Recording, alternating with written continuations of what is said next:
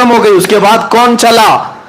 سدرا سے بھی آگے کون گیا؟ جبرائیل امین سے پوچھو. وہاں سے بھی آگے کون گیا؟ ضرورت نہیں تھی، لیکن یہ عظمت ہے، یہ عزت ہے. حضور پاک صلی اللہ تعالی علیہ وسلم سے اللہ تبارک و تعالی جو محبت فرماتا ہے، اس محبت کا تقاضا ہے. اب نبی پاک صلی اللہ علیہ وسلم کی حدیث سنتے ہیں. حضور نے خود فرمایا، میں حتیم حرم میں یا حرم کا جو حصہ ہے مطاف، وہاں پر حضور صلی اللہ تعالی علیہ وسلم آرام فرما رہے تھے. جبرائیل امین رات کے وقت آئے. 3 مرتبہ حضور پاک صلی اللہ علیہ وسلم کے پاس ہوا ہے، اور تیسری مرتبہ حضور صلی اللہ تعالی علیہ وسلم جب بیدار ہوئے تو عرض کیا کہ آقا رب ذوالجلال آپ کو اپنے جلوہ خاص میں دعوت دے رہا ہے، آپ چلیں سفر پر. حضور کو اٹھایا، اور اتنا ہی نہیں بلکہ چاہے زمزم کے پاس لے جا کر حضور پاک صلی اللہ علیہ وسلم کا سینہ اطہر چاک کیا گیا، آپ کا دل مبارک نکالا گیا، اور جنت کی ایک تشتری میں انوار و تجلیات سے بھرا ہوا پانی تھا. اس پانی سے رسول کریم صلی اللہ علیہ وسلم کے قلب اطہر کو دھویا گیا، پھر دوبارہ آپ کے سینے مبارکہ میں رکھا گیا. اور اس کے بعد پھر جبرائیل امین نے عرض کیا براق سواری آپ کے لیے تیار ہے. نبی پاک صلی اللہ تعالی علیہ وسلم جب براق کے پاس گئے، یہ سواری نہ پہلے آپ سے کسی کو دی گئی اور نہ قیامت تک کسی کو دی جائے گی. وہ رسول کریم صلی اللہ علیہ وسلم کا خاصہ ہے. وہ براق کیسی سواری تھی؟ خود حضور فرماتے ہیں خچر سے تھوڑا سا چھوٹی اور گدھے سے تھوڑا سا بڑی. خچر اور گدھے کے درمیانی حصہ تھا. اور اس سواری پر جب حضور صلی اللہ علیہ وسلم تشریف لے جانے لگے، وہ شوق سے اچھل کود کرنے لگا. جبرائیل امین علیہ الصلوۃ والتسلیم نے ارشاد فرمایا براق تجھے معلوم نہیں سید الانبیاء تجھ پر سواری کر رہے ہیں. براق نے یہی کہا کہ اسی شوق میں اور اسی مست و شادمانی میں رقص کنا ہوں. اور نبی پاک صلی اللہ علیہ وسلم اس پر جب سوار ہوئے تو اس براق کی تیز رفتاری کا عالم یہ تھا، جہاں تک نظر پڑتی ہے اس کا پہلا قدم ہوا کرتا.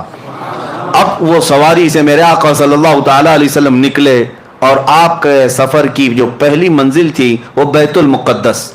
تقریباً مکہ مکرمہ سے بیت المقدس کا سفر 1400 کلومیٹر کے فاصلے پر ہوتا ہے. 1400 یا 1500 اس وقت کے میل کا حساب جو بتایا گیا ہے. عزیزان گرامی، جب رسول کریم صلی اللہ تعالی علیہ وسلم وہاں پر تشریف لے گئے، میں ایک ایک چیز پر آپ توجہ دیں. جبرائیل امین دروازے کے باہر کھڑے ہو گئے اور حضور صلی اللہ علیہ وسلم اپنی سواری سے اترے. حضور فرماتے ہیں بیت المقدس کا دروازہ کھلا ہوا تھا، باب محمد اس کو کہا گیا. باب محمد کھلا ہوا تھا. رات کے وقت، کتنی رات گزری یہ پتہ نہیں، لیکن رات کے وقت مسجد کا دروازہ کھلا ہوا تھا. باہر پتھر لگے ہوئے تھے. جبرائیل امین نے ایک پتھر میں اپنی انگلی سے سوراخ کیا اور براق سواری کے رسی کو وہاں پر باندھ دیا. جیسے گھوڑے کو باندھا جاتا ہے، وہاں آپ نے ایک سوراخ کیا، اور اس سوراخ میں براق کے گلے سے جو رسی تھی اس رسی کو لگا دیا. اب رسول کریم صلی اللہ تعالی علیہ وسلم بیت المقدس میں اندر تشریف لائے تو دیکھا آدم علیہ السلام سے لے کر عیسیٰ علیہ السلام تک جتنے نبی تھے سب بستہ وہاں پر کھڑے تھے. سب کے سب وہاں پر کھڑے ہوئے تھے. اعلیٰ حضرت امام اہل سنت فاضل بریلوی فرماتے ہیں نماز اقصا میں تھا یہی سر، آیا ہو مانے اول و آخر، کہ صف بستہ پیچھے ہیں حاضر جو سلطنت آگے کر گئے تھے. سارے بادشاہ اپنے زمانے کے وہ انبیاء کرام علیہ السلام تھے، لیکن آج وہ مقتدی بن کر کھڑے ہوئے تھے. سب سے آگے میرے آقا صلی اللہ تعالی علیہ وسلم مصلی امامت پر گئے، اور ان تمام نبیوں کی میرے آقا نے امامت فرمائی. وہ کون سی نماز تھی؟ معراج کی شب حضور صلی اللہ علیہ وسلم نے جو انبیاء کو پڑھائی، یہ نماز امتیوں کی نمازوں کی طرح نہیں ہے، وہ نبیوں کے لیے خاص نماز تھی. اس جماعت کا امام بھی خاص تھا اور مقتدی بھی خاص تھے. اس نماز کے بعد ایسا ہی نہیں ہے کہ نماز ہو گئی، بلکہ اولو العزم جتنے انبیاء کرام مرسلین اعظام تھے، ان سب نے حضور صلی اللہ تعالی علیہ وسلم کی تعریف میں قصیدے سنائے. حضرت ابراہیم علیہ السلام نے میرے آقا صلی اللہ علیہ وسلم کی تعریف سنائی، حضرت موسیٰ علیہ السلام نے تعریف سنائی، حضرت اسماعیل علیہ السلام نے تعریف سنائی. یعنی یہ بھی آپ دیکھیں، محفل مصطفیٰ جب لگی ہوتی ہے، پہلے جو ہم نعتیں پڑھتے ہیں یا سنتے ہیں یہ انبیاء کی سنتیں ہیں. انبیاء کرام کی سنتیں ہیں، حضور صلی اللہ تعالیٰ علیہ وسلم کے قصیدے سنائے، پھر نبی پاک صلی اللہ تعالیٰ علیہ وسلم بیت المقدس سے نکلتے ہیں۔ یہ سفر میں پورے معراج کے سفر کو 3 مرحلوں میں بتاتا ہوں، 3 مرحلے، 3 سٹیپ۔ پہلا مرحلہ مسجد حرم سے بیت المقدس تک، اور دوسرا مرحلہ یہاں سے شروع ہوتا ہے اب آسمانوں کا، یہاں سے نبی پاک صلی اللہ تعالیٰ علیہ وسلم آسمانوں کی طرف نکلے۔ اب آسمانوں کا سفر، پہلے آسمان پر گئے، دروازہ ہے آسمان میں، جبرائیل امین نے دروازے کھولنے کا حکم دیا، دربان نے پوچھا کون ہے، کہا محمد عربی صلی اللہ تعالیٰ علیہ وسلم آئے ہوئے ہیں، دروازہ کھول دیا گیا۔ پہلے آسمان پر جب گئے، وہاں حضرت آدم علیہ السلام سے میرے آقا کی ملاقات ہوئی، وہاں پر ملاقات کے بعد دوسرے آسمان پر حضور صلی اللہ علیہ وسلم تشریف لے گئے۔ یہ ایسا نہ سمجھے کہ ایک گیٹ سے دوسرے گیٹ جا رہے ہیں، ایک آسمان سے دوسرے آسمان کا سفر رسول کریم صلی اللہ علیہ وسلم کی احادیث کی روشنی میں 500 سال کی مسافت کا ہے، 500 سال کی مسافت کا، اور وہ میرے آقا صلی اللہ تعالیٰ علیہ وسلم دم زدن میں طے کرتے چلے گئے۔ یہ کیسے ہوا اور کیسے ممکن ہو سکتا ہے، اس پر ہم بعد میں بحث کرتے ہیں۔ دوسرے آسمان پر جب نبی پاک صلی اللہ علیہ وسلم تشریف لے گئے، وہاں پر بھی دروازہ کھولا گیا۔ دوسرے آسمان پر عیسیٰ علیہ السلام اور یحییٰ علیہ السلام سے ملاقات ہوئی۔ تیسرے آسمان پر گئے رسول کریم صلی اللہ تعالیٰ علیہ وسلم، وہاں حضرت یوسف علیہ السلام سے ملاقات ہوئی۔ چوتھے آسمان پر گئے، نبی پاک صلی اللہ تعالیٰ علیہ وسلم کی وہاں پر ملاقات حضرت ادریس علیہ السلام سے ہوئی، حضرت ہارون علیہ السلام سے۔ پانچویں آسمان پر حضرت ادریس علیہ السلام سے ملاقات ہوئی۔ چھٹے آسمان پر اولو العزم پیغمبروں میں سے سیدنا کلیم اللہ موسیٰ علیہ السلام سے ملاقات ہوئی۔ ان کے بعد پھر 7ویں آسمان پر پہنچے۔ ہر آسمان کی شکل الگ، ہر آسمان کی حیت الگ، ہر آسمان کے دروازے الگ، ہر آسمان میں فرشتے بھی الگ۔ 7ویں آسمان پر جب گئے، نبی پاک صلی اللہ علیہ وسلم نے دیکھا ابو الانبیاء حضرت ابراہیم علیہ السلام وہاں پر تھے، ان سے ملاقات ہوئی۔ نبی پاک صلی اللہ تعالیٰ علیہ وسلم نے سب سے ملاقاتیں کی، سب سے بات چیت بھی فرمائی، اور اس کے بعد سدرۃ المنتہا پہنچے۔ سدرۃ المنتہا کیا ہے؟ ایک بیری کا درخت، ایک ایسا درخت جس کی لمبائی چوڑائی کو تم تصور میں بھی نہیں لا سکتے، تصور میں بھی نہیں لا سکتے۔ یہ پوری دنیا اس کے ایک پتے کے برابر بھی نہیں، پوری دنیا اس درخت کے پتے کے برابر نہیں۔ سدرۃ المنتہا وہ ایک جھاڑی ہے جس کے ارد گرد اللہ کے تمام فرشتے ہیں۔ سدرۃ المنتہا یہ جبرائیل امین علیہ الصلوۃ والتسلیم کا آخری مقام ہے۔ وہاں پہنچنے کے بعد اب جتنے فرشتے اللہ تعالیٰ کے ہیں سب ہجوم در ہجوم آنے لگے، اور یہ حدیث پاک میں ہے سارے فرشتے آ کر اللہ رب العزت کی بارگاہ میں عرض کرنے لگے، اے مولا آج تیرا محبوب تیرے قرب کے اور تیرے وصال کی لذتیں پانے کے لیے سفر معراج پر آیا ہے، اس سے بہتر موقع ہمیں نہیں ملے گا، ایک بار تیرے حبیب کے دیدار کا موقع عطا کیا جائے۔ اللہ رب العزت کی طرف سے ملائے اعلیٰ تمام فرشتوں کو اجازت دی گئی۔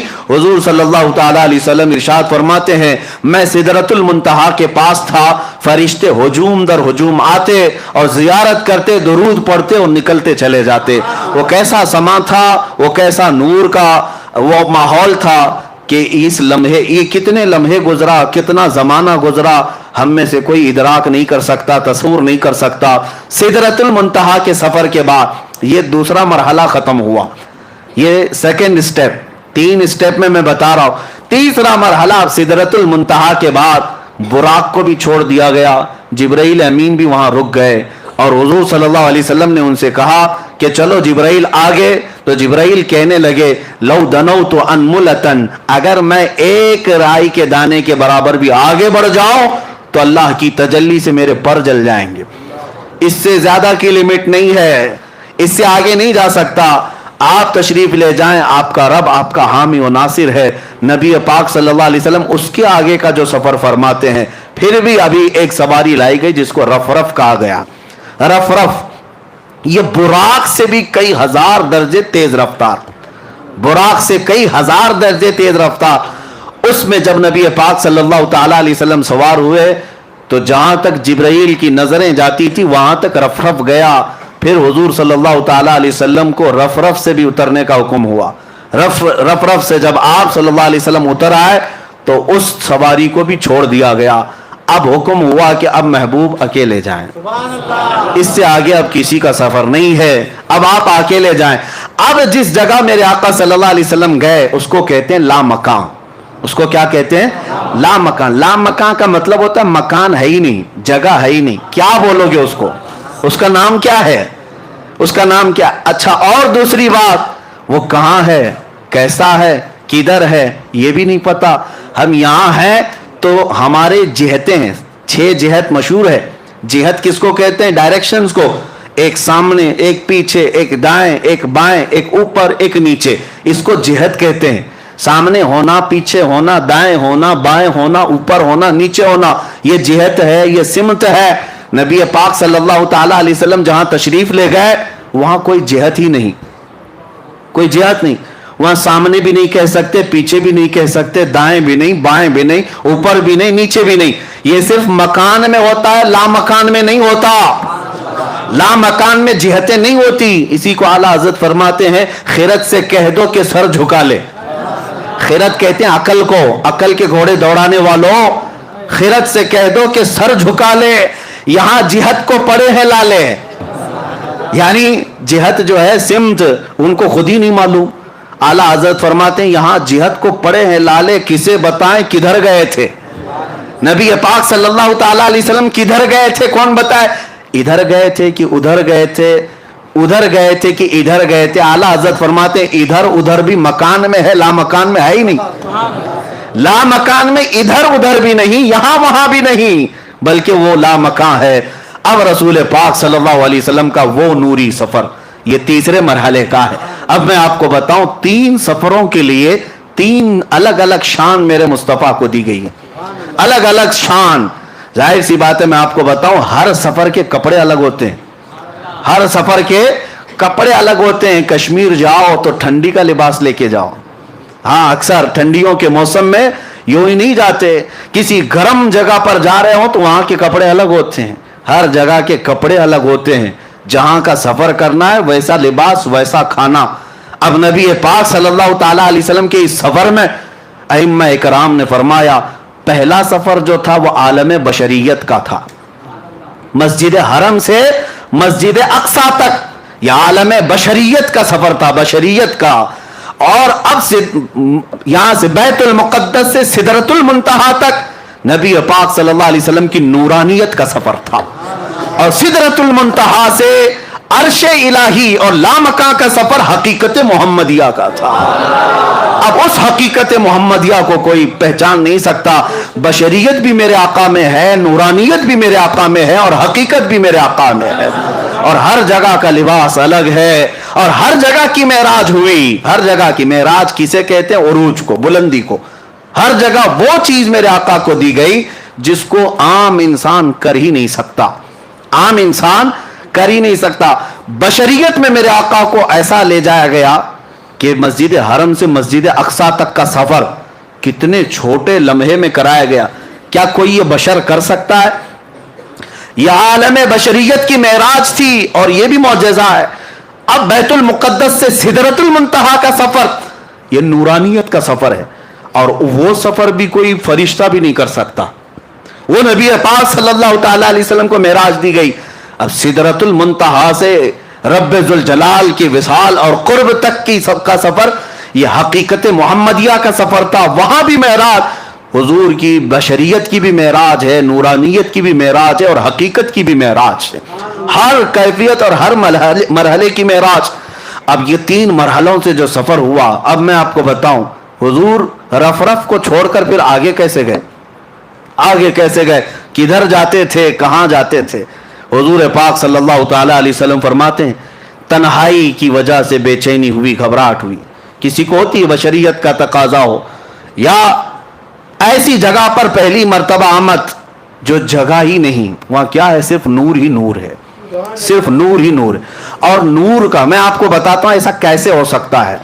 لوگ سوچتے ہیں نا ایسا کیسے ہو سکتا ہے کہ آپ کہہ رہے ہیں دائیں بھی نہیں, بائیں بھی نہیں, آگے بھی نہیں, پیچھے بھی نہیں, ایسا کیسے. نور کا یہی خاصہ ہے, نور کا یہی خاصہ, اس کی اسپیشلٹی یہی ہے. میں ابھی پوچھتا ہوں مسجد میں لائٹ لگی ہوئی ہے, لائٹ تو اوپر ہے, اجالا یہاں ہے. اب مجھے بتاؤ یہ اجالا سامنے ہے کہ پیچھے ہے کہ دائیں ہے کہ بائیں؟ उजाला किधर है? कोई कह सकता है?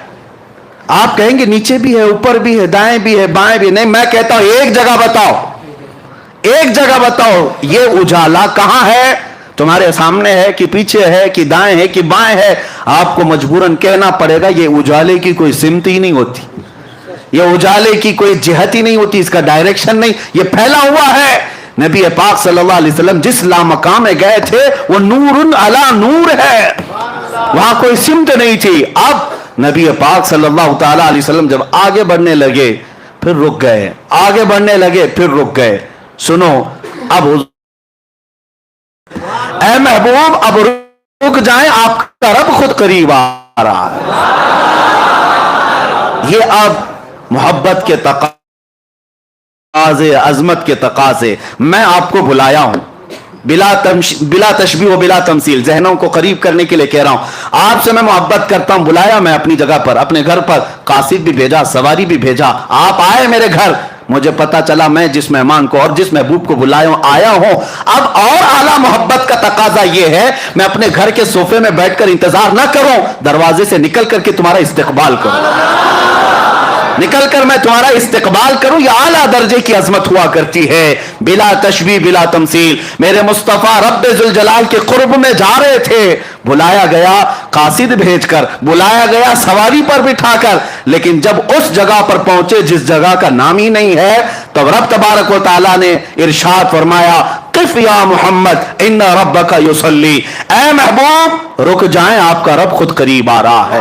अब कितना करीब आया, कितना करीब आया। अब सूरह नज्म की आयतें सुनो, रब तआला फरमाता है, थुम्मा दना फतदल्ला फकान क़ाब क़ौसैन औ अदना, फिर वो करीब हुआ और करीब हुआ, फिर वो करीब हुआ और करीब हुआ, इतना कि दो कमानों के बीच का जो हिस्सा होता है उससे भी ज्यादा करीब हुआ। अब ये जो इस्तिआरा इसको कहते हैं अरबी में, तशबीह दी गई कमान से। कमान क्यों? ये बहुत ही नफीस बात है इसके अंदर, कमान से भी ज्यादा करीब हो। आप कभी सुने आप अपनी जुबान में कि कमान से भी ज्यादा करीब है? क़ाब क़ौसैन, ये कुरान पाक सूरह नज्म में कौसैन कहते हैं, तीर कमान तो देखा होगा ना। हाँ, कमान जो है वो इस तरह से गोल, हाफ स्क्वायर, हाफ दायरा, हाफ सर्कल। ये जो कमान है इससे तशबीह क्यों दी गई? एक दो कमानों से भी कम का फासला रह गया। असल में लोग ये समझते होंगे ये जो तीर कमान है ये नहीं है, अरबों की एक कहावत है ये, क्योंकि कुरान अरबी में नाजिल हुआ अरबों को चैलेंज करते हुए। उनके यहाँ जो मुहावरे चलते थे वो क्या है पता है? अरब कबीलों में, अरब खानदानों में एक दस्तूर था, दो खानदान वाले जब सुलह करते, जब दो खानदान वाले कोई मुआहदा करते, एग्रीमेंट करते कि आज से हम और आप सगे भाई की तरह हैं, मोहब्बत में हम एक दूसरे से बहुत करीब हैं, तो क्या करते थे पता है? एक खानदान का लीडर दूसरे खानदान का लीडर दोनों मैदान में आते और दोनों के हाथ में कमान होते थे। तवज्जो से सुने, दोनों के हाथों में कमान होते और तीर भी होते। दोनों मोहब्बत का एग्रीमेंट कर रहे हैं। दोनों, दो खानदानों में जब सुलह होती और मोहब्बत का मुआहदा होता तो ये करते, दोनों कमान लेकर के मैदान में आते। अब क्या करते? इस कबीले वाला अपना कमान उसको देता, उसका कमान खुद लेता, बदल होते, अदल बदल। ये उस कबीले की कमान लेता और वो उस कबीले की कमान लेता। अब क्या करते? सुनिए अरबों की मोहब्बत के किस्से। दोनों कबीले वाले तीर चलाते, अपने अपने कमानों से तीर चलाते, और जब तीर जाकर गिरता तो दोनों खानदानों वाले नारा क्या लगाते पता है? कि तुम्हारा चलाया हुआ तीर हमारा है, हमारा चलाया हुआ तीर तुम्हारा है। ये मोहब्बत के लिए ये तरीका होता था। कौसैन इसको कहते, दो कमानों को, कि जब बहुत ज्यादा करीब हो जाएं तो मेरा तीर तुम चलाओ, तुम्हारा तीर मैं चलाऊं, लेकिन बात ये होगी सब में कि मेरा चलाया हुआ तुम्हारा समझा जाएगा, तुम्हारा चलाया हुआ मेरा समझा जाएगा। या अरबों में करीब होने को मिसाल दी जाती, बिला तशबीह व बिला तमसील। रब्बे जुल जलाल ने करीब बुला करके यो इरशाद फरमाया, وہ عربوں میں قوسین بدل کر کے قریب ہونے کی بات کرتے ہیں، میرا محبوب تو اس سے بھی زیادہ قریب ہوا۔ اور اسی کو اعلیٰ حضرت اپنے قصیدے میں فرماتے ہیں، میں تو مالک ہی کہوں گا کہ ہو مالک کے حبیب، میں تو مالک ہی کہوں گا کہ ہو مالک کے حبیب، یعنی محبوب و محب میں نہیں میرا تیرا، محبوب و محب میں نہیں میرا تیرا، جو کام خدا کا ہے وہ کام میرے رسول کا ہے۔ اور قرآن میں بھی ہے، جو رسول نے فرمایا اللہ فرماتا ہے یہ میرا کام ہے۔ تو یہ قرب کے لیے کہا گیا، اتنا قریب میرے آقا تشریف لے گئے۔ اب میں آپ کو بتاتا ہوں اس کے بعد کیا ہوا۔ اس کے بعد کیا ہوا، وہاں پر رب ذوالجلال کو محبوب رب نے، حضور پاک صلی اللہ تعالی علیہ وسلم نے اپنے ظاہری آنکھوں سے دیکھا، صرف تجلی کو نہیں، پوری ذات الہی کو دیکھا۔ اب یہاں پر جو اعتراض ہے قرآن پاک میں، لا تدرکہ الابصار، اس کو کوئی آنکھ دیکھ نہیں سکتی، اس کو کوئی آنکھ دیکھ نہیں سکتی۔ یہ آیت پڑھ کر کے بعض لوگ یہ کہتے ہیں یہ ہو ہی نہیں سکتا، حضور کیسے دیکھ سکتے ہیں؟ لیکن میں ان سے کہتا ہوں اس آیت میں اللہ نے یہ نہیں فرمایا کہ میں عطا کروں تو بھی نہیں دیکھ سکتا، یہ تو نہیں فرمایا۔ کوئی آنکھ نہیں دیکھ سکتی یقین ہے، لیکن وہ خود کسی کو طاقت دے دے تو ممکن ہے، ممکن ہے مولا کریم۔ اب میں آپ کو اسی بحث کی طرف لے جاؤں گا، پہلے اس معراج کے واقعے کو کمپلیٹ کرتے ہیں کیونکہ یہ ہمارا دستور ہے، پورا آپ سن لیں۔ قریب اتنا ہوئے، اب اس کے بعد کتنی دیر رہے، کیا باتیں ہوئی، یہ محبوب و محب کے راز ہیں۔ فَأَوْحَى إِلَىٰ عَبْدِهِ مَا أَوْحَى، قرآن میں یہ ہے کہ اللہ نے اپنے حبیب پر وحی کی جو وحی کی، خود رب تعالیٰ نہیں بتایا۔ قرآن میں ہر چیز بتائی گئی ہے، لیکن وہاں اپنے حبیب کو کیا باتیں کی، اللہ فرماتا ہے فَأَوْحَى إِلَىٰ عَبْدِهِ مَا أَوْحَى، اپنے بندے خاص سے جو باتیں کرنی تھی کر لیا، رب ہو گئی باتیں۔ اب اس کے بعد رسول پاک صلی اللہ علیہ وسلم ارشاد فرماتے، اللہ عز و جل نے اپنے دست قدرت کو میرے سینے پر رکھا، جس کی ٹھنڈک میں نے اپنے دل میں محسوس کی، اور اس کے بعد میں نے زمین و آسمان کی ہر چھپی ہوئی چیز کو دیکھ لیا، ہر شے میرے سامنے عیاں ہو گئی۔ پھر اعلیٰ حضرت اسی کو فرماتے ہیں، یا رسول اللہ، سر عرش پر ہے تیری گزر، در فرش پر ہے تیری نظر، ملکوت و ملک میں نہیں کوئی شے وہ جو تجھ پہ عیاں نہیں، اور کوئی غیب کیا تم سے نہاں ہو بھلا، جب نہ خدا ہی چھپا۔ سب سے اعلیٰ دنیا میں کوئی چیز آپ کو لگتی ہو تو آپ اپنے اپنے حساب سے عقل سے سوچتے ہوں گے آسمان سب سے بلند ہے فلاں اس سے، لیکن پوری کائنات کو بنانے والا رب العالمین ہے۔ اس رب العالمین کو جب رسول پاک نے اپنی آنکھوں سے دیکھ لیا، خدا دیکھ لیا، تو پھر خدائی کیا رہ گئی؟ خدا کو دیکھ لیا تو پھر خدائی کوئی چیز باقی نہ رہی، سب دیکھ لیا میرے آقا صلی اللہ علیہ وسلم نے۔ اب رب العالمین کے جلوے خاص سے جب آنا تھا تب واپس ہوئے، اور کتنے سال تھے، کب آئے، یہ نوری سفر ہے، اس میں کوئی بتا نہیں سکتا۔ واپس جب میرے آقا صلی اللہ تعالی علیہ وسلم تشریف لائے تو آپ کو پتا ہے چھٹے آسمان پر حضرت موسیٰ علیہ السلام سے ملاقات ہوئی۔ اب یہاں پر بھی دیکھیں مہمان کے تقاضے کیا کیا ہوتے ہیں۔ پھر میں آتا ہوں ہماری زندگیوں کے معاملہ، پھر میں یہی کہوں گا بلا تشبیہ و بلا تمثیل، آپ سے محبت کرتا ہوں، بلانا چاہتا ہوں، قاصد بھیجا، سواری بھیجا، آپ آئے، گھر سے نکل کر کے میں آیا، استقبال کیا، آپ آ بھی گئے، بیٹھ بھی گئے، محبت کی باتیں بھی ہوئی، جانے لگے۔ محبت کا ایک اور عظیم اخلاقی اعتبار سے عظمت کی ایک نشانی یہ بھی ہے کہ جب محبوب جا رہا ہو تو خالی ہاتھ نہ جائے، مہمان جا رہا ہو تو خالی ہاتھ نہ جائے۔ محبوب آئے ہو عرش تک، محبوب آئے ہو معراج میں، جا رہے ہو تو تحفہ لے کر جاؤ۔ تحفہ، اب تحفہ کیا دینا چاہیے؟ میں تو یہی محسوس کروں گا بلا تشبیہ و بلا تمثیل، میں آپ کے مزاج کو دیکھ کر تحفہ دیتا ہوں۔ آپ آئے ہیں، آپ عطر پسند کرتے ہیں، عطر لے کے جائیے۔ آپ کو کپڑے پسند ہیں، کپڑے لے کر کے جائیے۔ آپ کو تسبیح پسند ہے، آپ وہ لے کر جائیں۔ ہر ایک آدمی پہلے پوچھ لیتا ہے کہ فلاں کو کیا پسند ہے۔ آپ اپنے گھر میں آنے کے وقت کئی لوگ پوچھتے ہیں کیا میٹھا پسند کرتے ہیں، کیا کھانا پسند کرتے ہیں۔ یعنی دستور زندگی کا یہ ہے، آنے والے کی پسند دیکھی جاتی ہے، اور وہی چیز کھلائی بھی جاتی، وہی چیز دی بھی جاتی۔ لیکن کمال ہے جب رسول پاک صلی اللہ تعالیٰ علیہ وسلم کو رب تعالیٰ تحفہ دے رہا ہے تو رسول پاک کی یقیناً پسند کے مطابق ہی دیا گیا ہوگا، پسند کے مطابق ہی دیا گیا ہوگا۔ اب یہاں سے پتہ چلتا ہے میرے آقا کا کمال، رسول پاک صلی اللہ تعالیٰ علیہ وسلم کو سب سے زیادہ کوئی چیز پسند تھی تو ہم غریب امتی پسند تھے۔ حضور کی یہی کی پسند ہے، امتی امتی۔ اسی لیے رب ذوالجلال نے تحفہ بھی کیا دیا، محبوب یہ آپ کی امت کے لیے ہے، یا آپ کی امت کے لیے ہے، آپ لے جائیں۔ نبی پاک صلی اللہ تعالیٰ علیہ وسلم کو تحفہ ان کی سب سے عزیز چیز دی گئی، اسی لیے میرے آقا نے فرمایا جعلت قرۃ عینی فی الصلاۃ، نماز میں میری آنکھوں کی ٹھنڈک ہے۔ دیکھو تحفہ بھی وہی دیا گیا جو رسول کو سب سے زیادہ پسند تھا، اور لے کر کے تشریف لائے۔ تو ابھی جو آپ سن بھی رہے تھے اور اس سے قبل سنے بھی ہوں گے، موسیٰ علیہ السلام ملاقات کیے، 50 نمازیں تھیں، کہا کہ آپ کی امت اتنی نہیں پڑے گی، کم کرا کر لائیں۔ حضور صلی اللہ تعالیٰ علیہ وسلم واپس تشریف لے گئے، 5 کم کرائے۔ یہ بار بار آتے تھے، بار بار جاتے تھے، 5 کم ہوتی تھی، 9 بار حضور گئے، 9 بار حضور پاک گئے، اور 9ویں بار جب واپس تشریف لائے 5 بچی رہ گئی۔ حضرت موسیٰ علیہ السلام اس وقت بھی کہہ رہے تھے کہ اور کم کرا لی تھی۔ حضور صلی اللہ تعالیٰ علیہ وسلم نے ارشاد فرمایا اب مجھے حیا آتی ہے میرے رب کے پاس اور کم کرانے کے، لیکن اللہ رب العزت نے اپنے محبوب سے فرمایا جاؤ محبوب آپ اپنی امت کو یہ 5 دے دیں، لیکن اللہ ثواب 50 کا ہی عطا کرے گا۔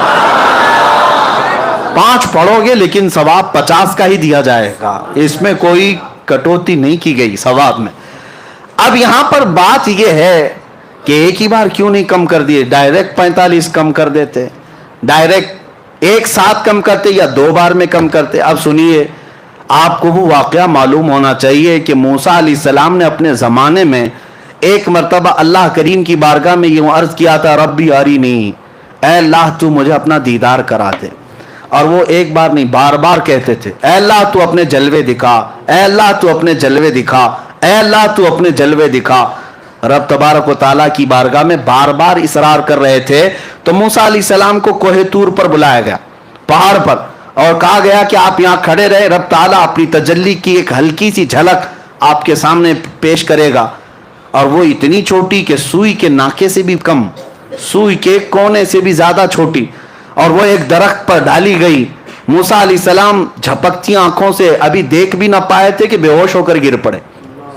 قرآن پاک میں بھی یہ موجود ہے، فلما تجلی ربہ للجبل جعلہ، فلما تجلی ربہ، جب اللہ تبارک و تعالیٰ نے اپنی تجلی کو ظاہر فرمایا، خر موسیٰ صعقا، موسیٰ علیہ السلام بے ہوش ہو کر گر پڑے، اور اس کے بعد پھر اٹھے تو کہا سبحانک تبت الیک، تو بہت بلند و بالا ہے میرے مولا، میں تیری طرف واپس آتا ہوں، یعنی اس بات کی طرف سے میں واپس آ جاتا ہوں، اب تمنا نہیں کر پاؤں گا۔ اب موسیٰ علیہ السلام نے بار بار اصرار کیا تھا رب کو دیکھنے کی، لیکن نہیں دکھایا گیا۔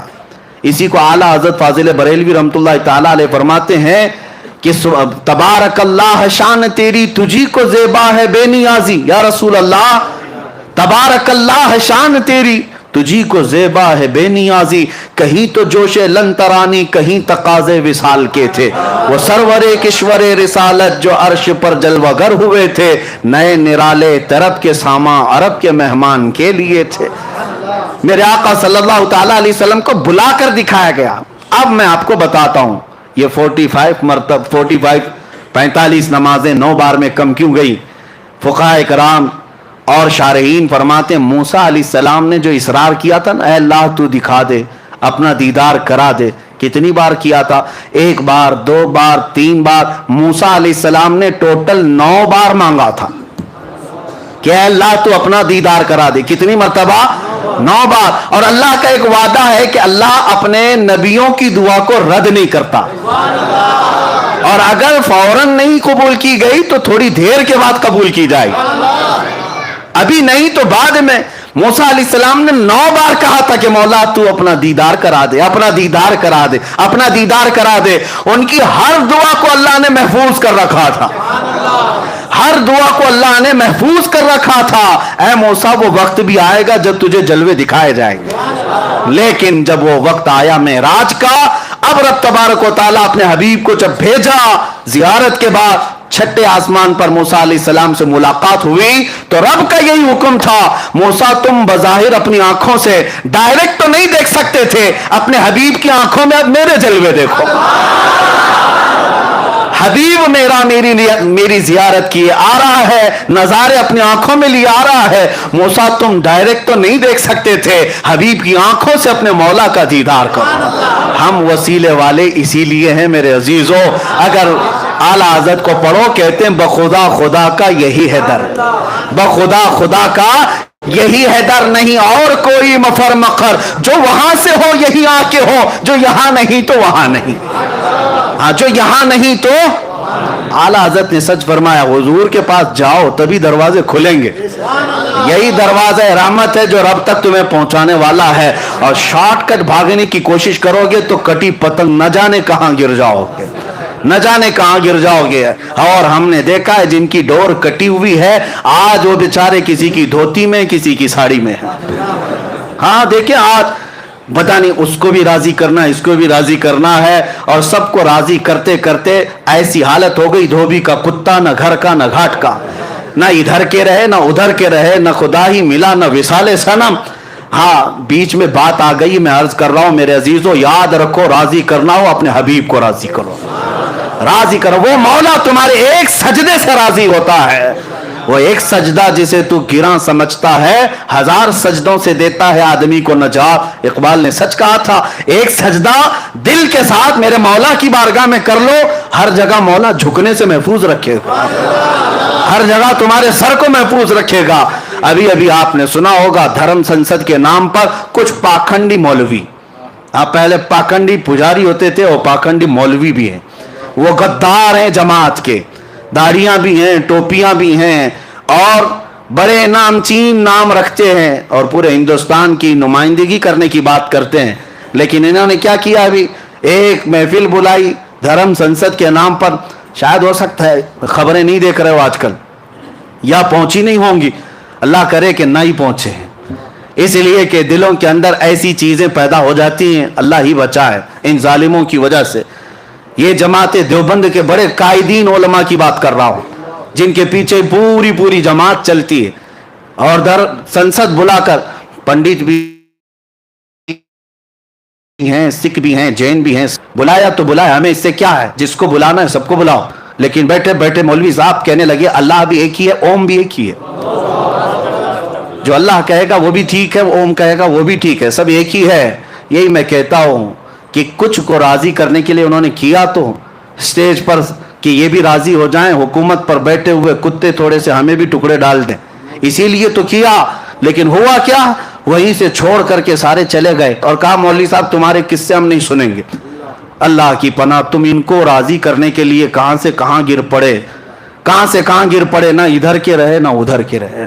इसीलिए 100 साल पहले मेरे आला हजरत ने समझाया था, हाँ ऐ लोगों बेदार रहो, आंख से काजल साफ चुरा ले, यहाँ वो चोर भला के हैं। तेरी गठरी ताकी है और तूने नींद निकाली है, सोना जंगल रात अंधेरी छाई बदली काली है, सोने वालों जागते रहियो चोरों की। हाँ ये वही चोर हैं, ये वही चोर हैं। आंख से काजल साफ चुरा लें, क्या मतलब है? काजल कोई चुराता है? काजल कोई चुराता है? पुलिस स्टेशन में जाकर पूछो क्या आपके पास अब तक कोई ऐसा केस रजिस्टर्ड हुआ कि कोई चोर जो है किसी का काजल चुरा के गया हो? शायद कोई थानेदार कहेगा कि नहीं ऐसा तो कोई केस नहीं आया। लेकिन यहां आता है केस, आला हजरत फरमाते नहीं है काजल चुराते हैं। आला हजरत ने इस्तिआरा लिया, आंख से काजल साफ चुरा ले, इसका मतलब यह है मोमिन की आंख का काजल इश्क मुस्तफा हुआ करता है। ये सुरमे की बोतल काजल की डिबिया नहीं मुराद है, हर मोमिन की आंख का काजल, आंख का सुरमा मेरे मुस्तफा का इश्क है और वो तुम्हारी आंखों में लगा हुआ है। और इस काजल को चुराने वाले चोर गली गली गठरी लेकर घूमते हैं और आते अल्लाह रसूल की बातें, अल्लाह रसूल की बातें कहां ले जाकर के छोड़ रहे हो। इसीलिए मेरे अजीजों, हमारे बुजुर्गों ने एक बहुत अच्छी बात सुनाई थी कि बगोला जो है बहुत सफेद रहता है, बड़ा खूबसूरत दिखता है। एक बार नदी में आया और सर झुकाए बैठा था, तस्बीह पढ़ रहा था।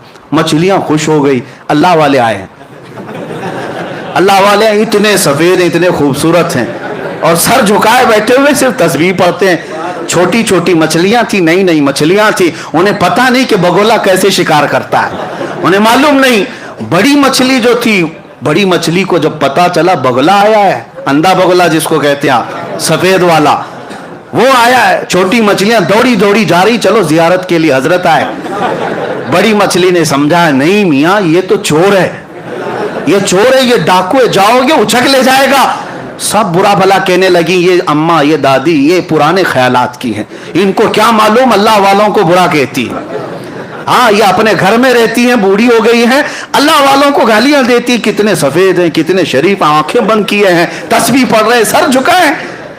बूढ़ी मछलियां बोलती रह गई, छोटी मछलियां समझ ना पाई, कहा कि ये सब पुराने जमाने के ख्यालात हैं, हम तो कदम बोसी करके आएंगे, हम तो हाथ चूम के आएंगे। छोटी छोटी मछलियां आई कदम बोसी करने के लिए अंधे बगोले के पास। जब करीब आई कदमों के पास, बगोला चोंच मारा, सबको उठाकर ले गए।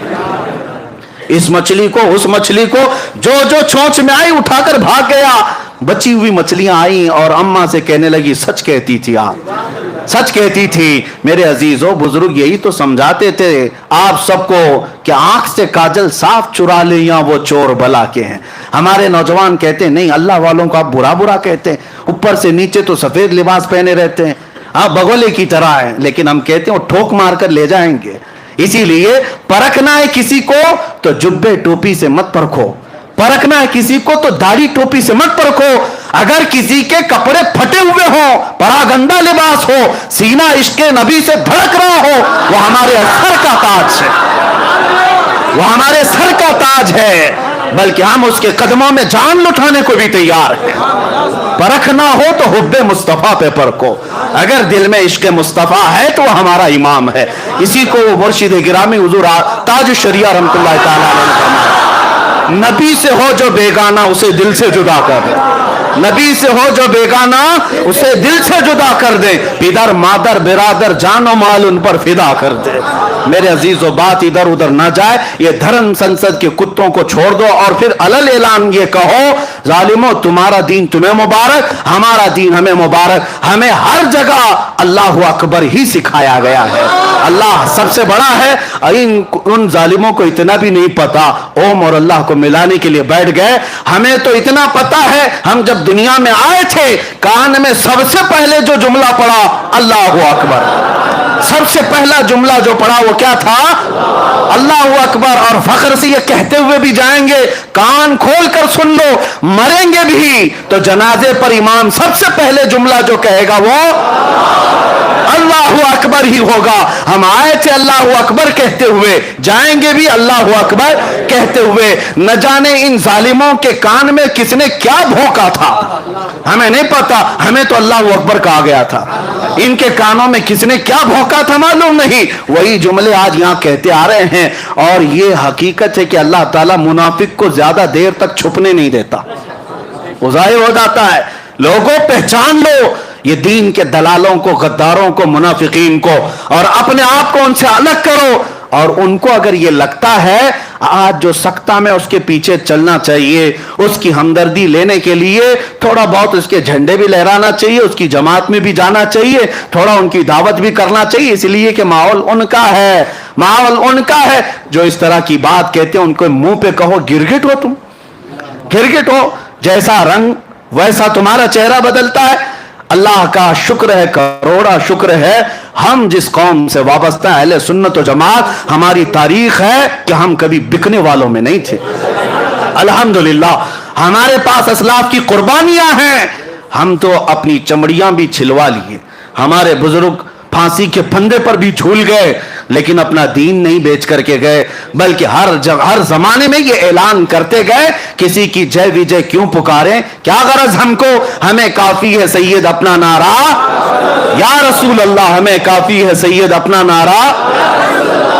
अब इसी बात पर रहे, मैं बात अर्ज कर रहा था मूसा अलैहिस्सलाम अल्लाह का दीदार किसके जरिए से कर रहे हैं, मेरे मुस्तफा की निगाहों से। اللہ کو دیکھنا ہو تو نظر مصطفیٰ کو دیکھو، جمال خدا کو، تجلیات کو دیکھنا ہو مصطفیٰ کی نگاہوں میں دیکھو۔ اعلیٰ حضرت اسی لیے فرماتے ہیں کس کو دیکھا یہ موسیٰ سے پوچھے کوئی، کس کو دیکھا یہ موسیٰ سے پوچھے کوئی، آنکھ والوں کی ہمت پہ لاکھوں سلام، آنکھ والوں کی ہمت پہ لاکھوں سلام۔ بہت ساری حکمتیں الگ الگ بیان کی گئیں۔ 9 مرتبہ موسیٰ علیہ السلام نے کوہ طور پر مانگا تھا مولا تو مجھے دکھا دے اپنا جلوہ، دکھا دے اپنا جلوہ، ہر دعا محفوظ کی گئی۔ اب محبوب جب آئے تو آپ کو بھیجا گیا، موسیٰ علیہ السلام سے کہا گیا 5 کم کروانا، بھیجنا، پھر آئیں گے دیکھ کر تازہ تازہ جمال لے کر، پھر دیکھنا، پھر 5 کم کرانا، پھر تازہ تازہ جمال دیکھ کر آئیں گے، پھر نظارہ کر لینا۔ موسیٰ علیہ السلام دعا جو اپنی یہاں طور پر کیے تھے اس کی اجابت معراج کی رات میرے مصطفیٰ کی نظروں میں کر رہے تھے، یہ تقاضے تھے۔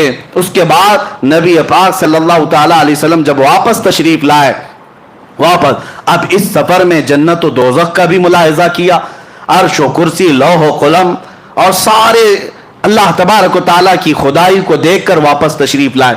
حضور فرماتے ہیں میں جب آیا تو اس کے بعد نبی پاک صلی اللہ علیہ وسلم فرماتے ہیں میں مسجد حرم کے اسی احاطے میں تھا جہاں سے مجھے لے جایا گیا تھا، اور جب میں آنکھ کھول کر دیکھتا ہوں تو میرے دروازے کی زنجیر ابھی ہل رہی تھی جس کو کھول کر گئے تھے۔ حضور پاک صلی اللہ تعالی علیہ وسلم جس بستر پر آرام کر رہے تھے وہ بستر ابھی گرم ہی تھا، یعنی کتنی دیر گرم رہ سکتا ہے سوئے ہوئے آدمی کا بستر۔ تا عرش گئے پھر آئے محمد، زنجیر بھی ہلتی رہی، بستر بھی رہا گرم۔ اس کے بعد نبی پاک صلی اللہ تعالی علیہ وسلم صبح جب تشریف لاتے ہیں صحابہ کے درمیان، اب امتحان کا وقت شروع ہے۔ اس وقت سے جو امتحان شروع ہے امت کا وہ آج تک چل رہا ہے اور قیامت تک چلے گا۔ معراج کا سفر ہر زمانے کا امتحان ہے، ہر زمانے کا۔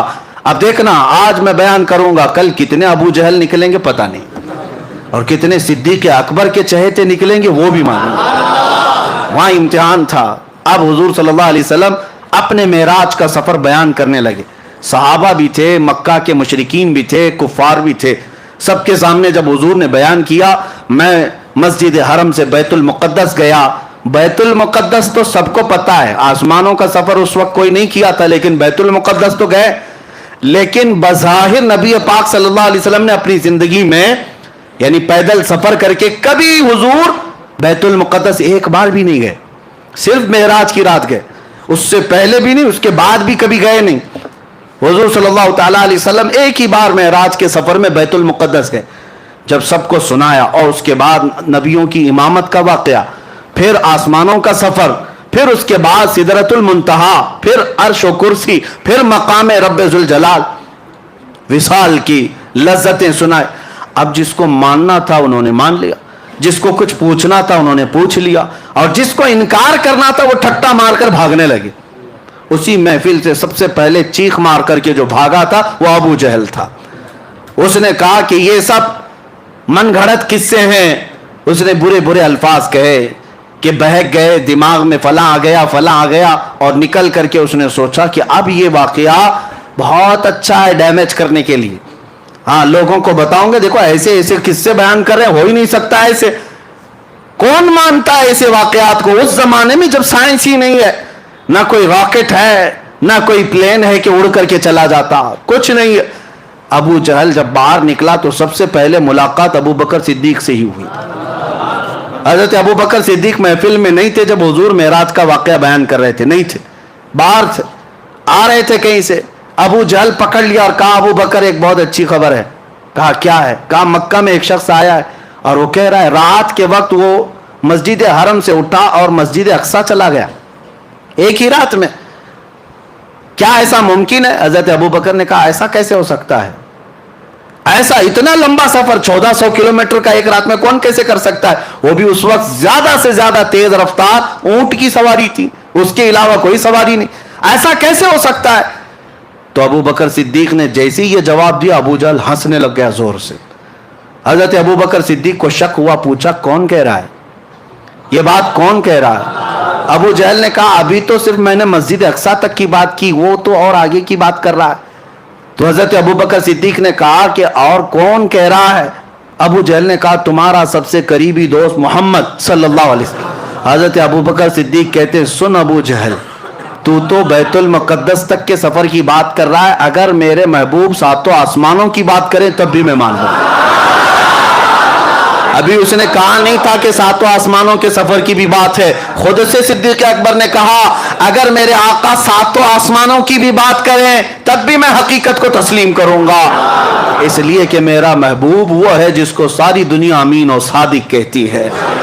حضرت ابو بکر نے جب یہ کہا تو ابو جہل چہرہ لٹکا کر کے بھاگ گیا اور اس کا کام نہیں ہوا۔ حضرت ابو بکر صدیق فوراً آئے، مجلس رسول ابھی قائم تھی، حضور صلی اللہ تعالیٰ علیہ وسلم ابھی تشریف فرما تھے، لیکن حضرت ابو بکر جب آئے تو اس وقت تک تو ابو بکر ہی تھے۔ جبرائیل امین حضرت ابو بکر سے پہلے آئے مجلس میں اور کہا اے اللہ کے رسول، آپ کا یار غار، آپ کا قریبی دوست ابو بکر آ رہا ہے اور اللہ فرماتا ہے آج سے آپ کے ابو بکر کا لقب صدیق ہے۔ صدیق کسے کہتے ہیں؟ سچ بات کی تصدیق کرنے والا، ہر سچائی کو ماننے والا اسے صدیق کہا جاتا ہے۔ یہ لقب کسی کے باپ نے نہیں، خود اللہ رب العزت نے عطا ہے۔ آج جو صدیق اکبر سے جلتے ہیں وہ جل کر کے مریں گے، حضرت ابو بکر کو صدیق کا لقب کسی اور نے نہیں، خود خلاق کائنات نے عطا فرمایا۔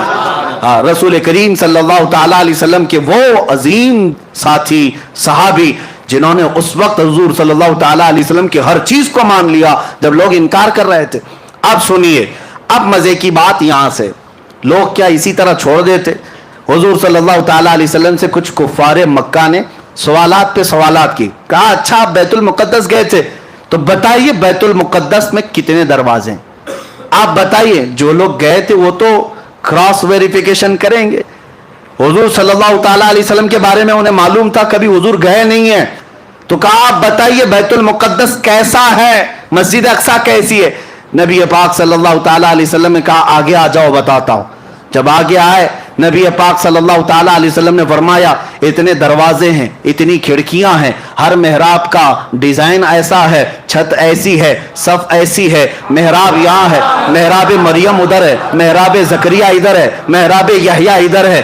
میاں ہم 10 سال اس مسجد میں نماز پڑھے، باہر گھر میں جا کر کے ابھی آپ کو پوچھیں مسجد میں کتنی کھڑکیاں ہیں، آپ کہیں گے نماز پڑھنے جاتا ہوں کھڑکیاں دیکھنے تھوڑی نا، آپ یہی کہیں گے۔ ابھی آپ بتاؤ، آنکھ نیچے کر کے بتاؤ اوپر چھت پہ کتنے پنکھے لگے ہیں، بتا پاؤ گے؟ ہو سکتا ہے اس مسجد میں کئی سالوں سے نماز پڑھ رہے ہیں، متولی صاحب بھی نہیں بول پائیں گے، نہ امام صاحب بتا پائیں گے کتنے پنکھے کتنے لائٹ، نہیں بتا پاؤ گے۔ حضور پاک صلی اللہ تعالیٰ علیہ وسلم ہر نقشے کو بتا رہے ہیں، جبکہ امامت بھی فرما رہے تھے نبیوں کی، وہاں خطبے بھی ہو رہے تھے، حضور صلی اللہ تعالیٰ علیہ وسلم کیسے بتا رہے تھے؟ حضور کیا بیت المقدس میں وہی ساری چیزیں دیکھ کر یاد کر کے آئے تھے؟ نہیں، صحابہ بعد میں پوچھتے یا رسول اللہ صلی اللہ علیہ وسلم آپ نے بیت المقدس کا نقشہ ایسا بتایا جیسے برسوں نہیں صدیوں کوئی دیکھ دیکھ کر یاد کیا ہو، یہ کیسے ممکن ہے؟ نبی پاک صلی اللہ علیہ وسلم نے ارشاد فرمایا اے صحابہ تمہیں معلوم نہیں میرا رب پوری دنیا کو میری ہتھیلی میں گھیر کر رکھا، جب میں جس چیز کو چاہوں ہتھیلی کی طرح دیکھتا ہوں۔ جب مجھے بیت المقدس کو بتانا تھا، بیت المقدس کا ہر نقشہ میری ہتھیلی سے زیادہ میرے سامنے آیا تھا۔ اسی لیے سنی کہتے ہیں ہم یہاں سے پکارے وہ وہاں سے سنیں، مصطفیٰ کی سماعت پہ لاکھوں سلام۔ اور یہی تو سنیوں کا عقیدہ ہے، مجلس یہاں سجاتے ہیں دیکھتے میرے آقا مدینے سے بھی، اور میں تو اکثر مجلس ذکر میں سب سے پہلے یہ شعر پڑھتا ہوں، ہم اس لیے یہ مجلس سجاتے، یہی شعر میں سب سے پہلے پڑھتا ہوں، وہ آئیں گے آتے ہوں گے ابھی آئیں گے، وہ آئیں گے آتے ہوں گے ابھی آئیں گے، یہی سوچ کے ہم نے محفل کو سجا رکھا ہے۔ کوئی محفل میرے آقا کی نگاہوں سے پوشیدہ نہیں ہے۔ بیت المقدس کا ہر نقشہ ان کو جب بتایا تو کیا کہتے ہیں، اس کے علاوہ جواب کیا تھا؟ دم بخود رہ گئے۔ ایک بات یاد رکھیں، معراج کا واقعہ ایسی کسوٹی ہے، ایسی کسوٹی صرف اس پر ایمان والا ہی اتر سکتا ہے، باقی منافق کے سامنے جتنی بھی دلیلیں لاؤ اس کا چہرہ کالا کا کالا ہی رہے گا، نہیں ماننا ہے نہیں ماننا ہے، نہیں ماننا ہے نہیں ماننا ہے۔ آپ کو کیا لگتا ہے یہ جتنے باہر سن رہے ہوں گے دور سے، ہم میری ریکارڈنگ سنتے ہیں، اور اس کے بعد پھر غلط غلط میسج بھیجتے ہیں، یہ کہاں سے ثابت، وہ کہاں سے ثابت. ہم تو یہی کہتے ہیں الحمدللہ ہمارے نصیب سے ثابت ہے. مصطفیٰ کی محبت کا چشمہ لگاؤ، سب اجلا ہی دکھے گا. اور تم نے پہلے سے منافقت کا لال چشمہ پہنا ہے، اجلے کو بھی دیکھو گے لال ہی دکھے گا. چشمہ اتارو، غلطی چشمے کی ہے. جیسا چشمہ لگاؤ گے ویسا نظر آئے گا. اعلیٰ حضرت کی نظروں سے دیکھو، غریب نواز کی نظروں سے دیکھو. میرے آقا کو دیکھنا ہے، غوث اعظم کی نظروں سے دیکھو. اور کتوں کی نظروں سے دیکھو گے، منافقین کی نظروں سے دیکھو گے، میرے آقا کیسے نظر آئیں گے. اور تم جو بھونکتے ہو نبی امتیوں کے برابر تھے، تو تم ابو جہل کا چشمہ لگائے ہو، ابو جہل کو ویسی نظر آتے تھے. ابو لہب کا چشمہ لگائے ہو، تمہیں وہ سارے چشمے مبارک، ہمیں صدیق اکبر کی آنکھیں مبارک. ہاں، حسان بن ثابت کی نظروں سے دیکھو، پھر دنیا پکار کر کہے گی وَأَحْسَنُ مِنْكَ لَمْ تَرَ قَطُّ عَيْنِي وَأَجْمَلُ مِنْكَ لَمْ تَلِدِ النِّسَاءُ. یا رسول اللہ، آپ سے زیادہ حسین میری آنکھوں نے دیکھا ہی نہیں، آپ سے زیادہ خوبصورت کسی ماں نے جنا ہی نہیں. میرے عزیزوں، دیکھنے کے لیے نظروں کی بھی بات ہے. کیا میں یہ جھوٹ بات کہہ رہا ہوں؟ چشمہ جیسا لگاؤ گے ویسا لگے گا. کوئی بیچارے کالا چشمہ دن میں لگا کر کے آئے اور کہتے اتنی جلدی رات ہو گئی، جبکہ دوپہر کے 12 بج رہے تھے. قصور سورج کا نہیں تھا، قصور ان کے چشمے کا تھا. چشمہ کالا اتارو، سورج صاف نظر آئے گا. اسی لیے میرے آقا کو دیکھنا ہو تو یہ بغض کا چشمہ اتارو، بریلی کا چشمہ لگاؤ، عشق مصطفیٰ کا چشمہ لگاؤ، پھر دیکھو مقام مصطفیٰ نظر آئے گا. تم ادھر ادھر کی کہتے رہو کہ حضور کو یہ نظر نہیں آتا، وہ نظر نہیں آتا، یہ سب تمہارے چشمے کا قصور ہے. بریلی کا چشمہ لگاتے ہی زبان کہنے لگتی ہے سرور کہوں کہ مالک و مولا کہوں، باغ خلیل کا گل زیبا کہوں تجھے. حیران ہوں میرے شاہ میں کیا کیا کہوں تجھے، لیکن رضا نے ختم سخن اس پہ کر دیا. خالق کا بندہ خلق کا، نظروں کی بات ہے، نظروں کی بات ہے. منکرین کا کوئی علاج نہیں ہے میرے عزیزوں. ہاں، شیخ سعدی رحمت اللہ علیہ فرماتے ہیں حاسد کا علاج کیا ہے، حسد کرنے والے کا علاج کیا ہے. شیخ سعدی سے پوچھا گیا، سب کا علاج کچھ نہ کچھ ہے، کوئی دوا ہے، کوئی نسخہ ہے، کوئی تربیت ہے. شیخ سعدی سے پوچھا گیا حاسد کا علاج کیا ہے. فرماتے حاسد کا علاج یہ کہ مر جائے، موت ہی علاج ہے. مرنے سے پہلے تک وہ سدھرے گا نہیں. ہاں، موت علاج ہے، اس سے پہلے اس عادت سے چھٹکارا ممکن نہیں ہے. اب سنو، حضور پاک صلی اللہ تعالی علیہ وسلم نے بیت المقدس کے پورے مناظر بتا دی. اب مکہ کے کچھ کفار آئے اور کہا اچھا آپ بیت المقدس تک گئے. کہاں سے گئے؟ مسجد حرم سے بیت المقدس تک گئے. اب سنیے، ان لوگوں نے کہا کچھ ہمارے عرب کے قافلے بھی اس سفر پہ گئے ہیں، اس راستے سے کچھ قافلے بھی گئے ہیں. اب محمد عربی صلی اللہ علیہ وسلم آپ بتائیے کیا ان قافلوں میں سے کوئی قافلہ آپ کو نظر آیا؟ حضور پاک صلی اللہ علیہ وسلم نے فرمایا ہر قافلہ نظر آیا. فرماتے ہیں 3 قافلے گئے ہیں تمہارے یہاں سے. 3 قافلوں میں کون ہے، کتنے لوگ ہیں، وہ بھی حضور بتانے لگے.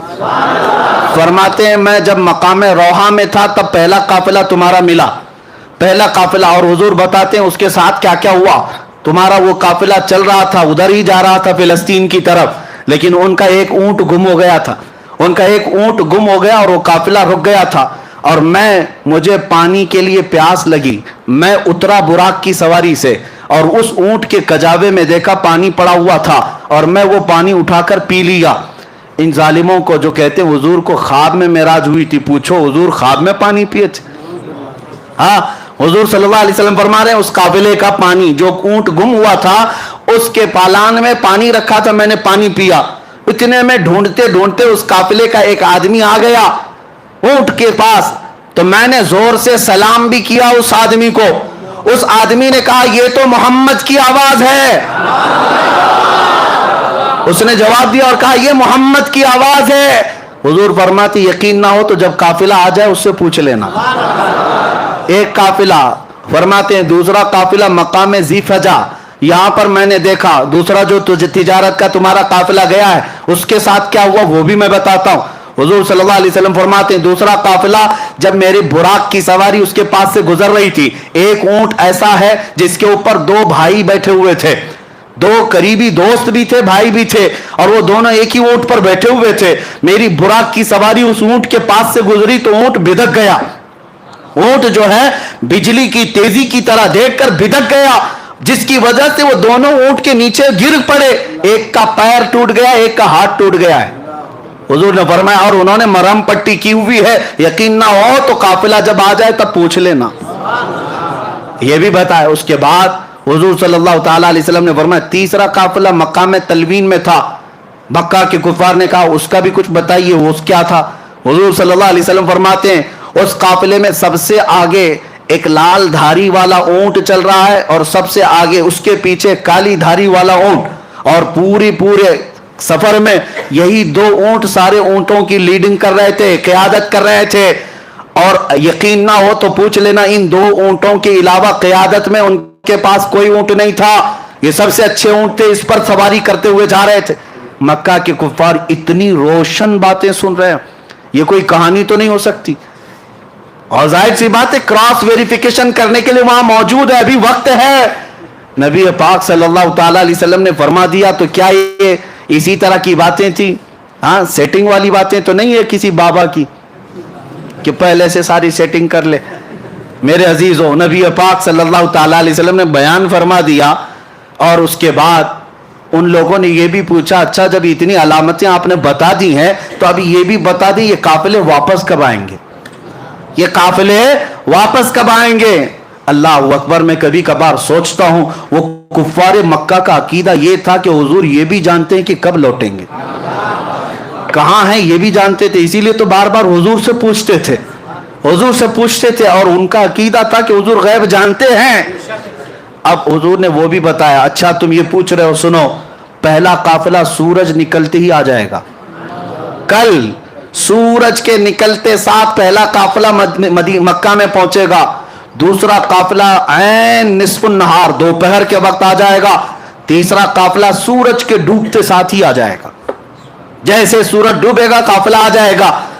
مکہ کے کفار کہنے لگے اتنی بڑی بڑی باتیں، کیا کیا محمد صلی اللہ علیہ وسلم نے کی؟ پورے جتنے تھے سارے گرو گھنٹال مکہ کی چوٹیوں میں جا کر بیٹھ گئے، پہاڑوں پر جا کر بیٹھ گئے کہ اب تو دیکھنا ہی ہے کہ قافلے آتے بھی ہیں یا نہیں آتے۔ اللہ اکبر، حدیث میں موجود ہے سب کے سب جا کر رات بھر بیٹھے رہے، ان کو دیکھنا تھا، رات بھر بیٹھے رہے، سورج نکلنے کو قریب تھا، سب کی گردنیں اونچی، ایک طرف سورج کے نکلنے کو دیکھ رہے، دوسری طرف کہاں سے آنے والا ہے، کون سا قافلہ ہے۔ صحابہ بھی گئے ہوئے تھے، صحابہ بھی گئے ہوئے تھے، کیونکہ جہاں ہجو کرنے والے ہوتے ہیں وہاں تعریف کرنے والے بھی پہنچتے ہیں۔ میرے آقا کے عشاق کسی میدان میں پیچھے نہیں رہتے، جہاں تم بھونکو گے اور ہم اپنے نبی کے پرچم لہرائیں گے۔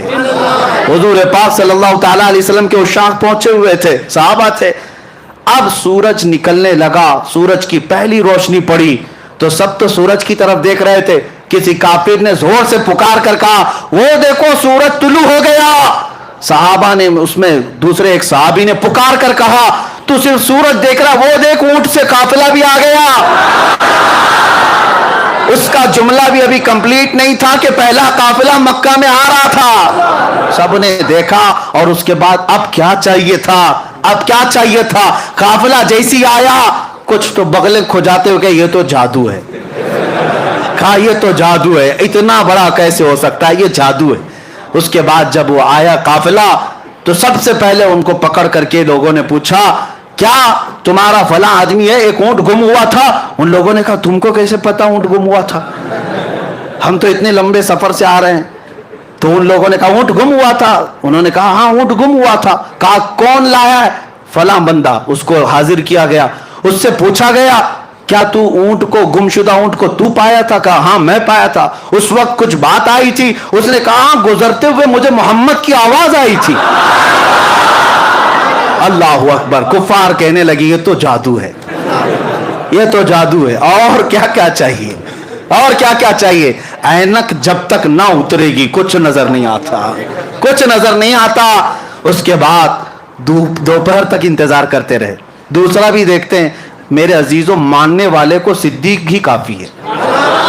جس کو ماننا تھا بغیر کچھ علامت کے، بغیر دلیل کے کہا یا رسول اللہ صدقت یا رسول اللہ، آپ نے جو کہا ہے اللہ کے حبیب سچ کہا ہے، سچ کہا ہے۔ ماننے والے کو سب حضور کا چہرہ ہی کافی ہے، حضور کی زبان ہی کافی ہے، لیکن دیکھنے والوں کو ابھی پیٹ بھرتا نہیں۔ اور دلیل چاہیے اور دلیل چاہیے. دوپہر تک بیٹھے رہے. دوپہر ہونے کے بعد کہا دیکھتے ہیں قافلہ آتا ہے کہ این دوپہر ہوئی دوسرا قافلہ بھی انٹر ہوا.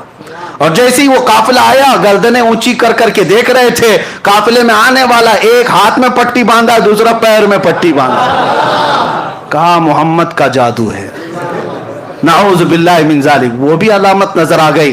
لیکن کچھ کو ماننا تھا مانے اور کچھ جو ہے شام تک بیٹھیں گے تیسرا بھی دکھتا ہے کہ نہیں, تیسرا قافلہ بھی آتا ہے کہ نہیں. اب میں آپ کو میرے مصطفیٰ کا معجزہ بتاؤں, حضور کی شان بھی بتاؤں. تیسرا قافلہ جس کے بارے میں میرے آقا نے بشارت دی تھی مکہ میں کہ تیسرا قافلہ جس کی قیادت ایک سرخ دھاری دار اونٹ اور ایک کالے دھاری دار اونٹ کر رہے ہیں, دونوں سب سے آگے چل رہے ہیں, واپس آئیں گے بھی تو وہی دو اونٹ سب سے آگے ہوں گے. اب یہ تیسرے قافلے کی اتنی واضح دلیل, اونٹ کبھی آگے ہو سکتا ہے کبھی پیچھے ہو سکتا ہے, حضور نے ایگزیکٹ کیسے بتایا ہے, اتنی پکی خبر. اسی لیے میں کہتا ہوں اوروں کی خبریں اور ہے, نبی الانبیاء کی خبر اور ہے. میرے عزیزو ایک بات کان کھول کر کے سن لینا, آسمان زمین پہ آ سکتا ہے, زمین آسمان پہ جا سکتی ہے, میرے مصطفیٰ کا قول جھوٹا نہیں ہو سکتا, رائی کے دانے کے برابر بھی غلط نہیں ہو سکتا. حضور نے جو فرمایا وہ حق ہے. تیسرے قافلے کے لیے شام ہو گئی, سورج ڈوبنے کو آ گیا. لیکن ہوا یہ کہ یہ تیسرے قافلے کا حال یہ تھا کہ ابھی مکہ سے کافی دور تھا اور راستہ بھٹک گیا, مکہ نہیں پہنچ سکتا تھا. یعنی یوں سمجھ لو کہ سورج ڈوبنے میں 5 منٹ رہ گئے اور قافلے کو پہنچنے میں ابھی 25-30 کلومیٹر باقی ہے. آج کے زمانے میں 25-30 کلومیٹر 5 منٹ میں نہیں طے کر سکتے, اونٹ کیسے طے کرتے. اتنا ہی باقی رہ گیا اور اونٹ وہ قافلہ راستہ بھٹک گیا. حضور پاک صلی اللہ تعالی علیہ وسلم مکہ میں ہیں لیکن مطمئن ہیں, پرسکون ہیں, اس لیے کہ قافلے کے بارے میں حضور نے بشارت دے دی. اس کے بعد صحابہ کرام کی زبانی سنو, ادھر سورج ڈوبنے کو ہے اور قافلہ نہیں آیا, اب کیا ہوگا. حضور پاک صلی اللہ علیہ وسلم نے بشارت دی. حضور نے فرمایا رب کا حکم ہے سورج کو کہ اس وقت تک نہیں ڈوبے گا جب تک قافلہ نہیں آئے. سب سے آخری کنارے پر سورج جا کر رکا ہے, ڈوبنا ہے سورج کو. مولا کا حکم ہے سورج اس وقت تک ڈوب نہیں سکتا جب تک میرے حبیب کا قول سچا نہیں ہوتا. وہ رب ذوالجلال ہے, اسی کو اعلیٰ حضرت فرماتے ہیں دو عالم کی رضا چاہتے ہیں, خدا کی رضا چاہتے ہیں دو عالم, خدا چاہتا ہے رضا محمد. رب تعالیٰ میرے حبیب کی رضا چاہتا ہے. سورج کو حکم ہو گیا ڈوبنا نہیں اس وقت تک. فرماتے ہیں بہت وقت گزر گیا, سورج جہاں تھا وہیں ٹھہرا رہ گیا, سورج جہاں تھا وہیں ٹھہرا رہ گیا. آپ نے معجزہ پلٹ آنے کا تو سنا تھا, مولا علی کی نماز کے لیے سورج پلٹایا گیا, لیکن میرے آقا کا معجزہ یہ ہے جب وہ چاہیں پلٹا لے اور جب چاہیں ڈوبنے سے روک بھی دیں. ہاں, اسی کو حضور تاج الشریعہ رحمت اللہ تعالی علیہ فرماتے ہیں جہاں میں ان کی چلتی ہے وہ دم میں کیا سے کیا کر دیں, زمین کو آسماں کر دیں, سریا کو سرا کر دیں, بھری جنت ہبا کر دیں, نبی مختار کل ہیں جسے جو چاہیں عطا کر دیں. میرے عزیزو, سورج ڈوبنے سے پہلے جب آخری قطرہ سورج کا باقی تھا ویسے ہی قافلہ مکہ میں نمودار ہو رہا تھا. اب مکہ کے کفار نے کہا اب اس قافلے والوں کو دیکھنے کی بھی ضرورت نہیں, پوچھنے کی بھی ضرورت نہیں, 2 قافلوں میں جو ہوا وہی یہاں پر بھی ہوگا. جادو ہے. جس کو ماننا تھا وہ مان کر چلے گئے اور جنہیں انکار کرنا تھا وہ انکار کرتے رہے. اور میں آپ کو بتاتا ہوں ہماری ایسی ہزاروں تقریریں ہوتی رہیں گی, ہم سے اچھے علماء بڑے بڑے فقہاء بیان کرتے رہیں گے, لیکن میں جانتا ہوں ہمارے سنیوں کو آیت جب پڑھتے ہیں تبھی پورا معراج کا واقعہ معلوم ہے. جب خطیب کہتا ہے سبحان الذی اسری بعبدہ, آیت پتہ ہے نا, سبحان الذی اسری بعبدہ, جیسی خطیب یہ آیت پڑھتا ہے ہر سنی کو پتہ ہے معراج کا پورا واقعہ بیان ہوگا. لیکن ہماری ہزاروں تقریریں ہو جائیں, کچھ لوگوں کو نہیں سمجھنا ہے, نہیں سمجھیں گے, چاہے ان کو آیتیں پڑھو چاہے حدیثیں پڑھو, ان کو نہیں ماننا ہے. کیوں؟ کالا چشمہ جو لگا ہوا ہے. اللہ کرے کہ وہ چشمہ اتر جائے اور عشق مصطفیٰ کا چشمہ لگائے. ہاں میرے عزیزو, یہ چشمے کی بات نہیں کر رہا ہوں, وہ چشمہ ہی کچھ اور ہے. اب سنیے بات میں یہ کہہ رہا تھا अब इतना ही नहीं, अब एक और अजीम नुक्ता मैं बताऊं। अबू सुफियान अभी ईमान लाए हुए नहीं थे, काफिरों में, ये रोम गए थे, मुल्क रोम, वहां का बादशाह ईसाई था, ईसाई बादशाह है, और उसके दरबार में अबू सुफियान क्या शिकायतें लेकर गए थे उस वक्त मक्का के सहाबा और हुजूर के खिलाफ, बहुत सारे सवालात।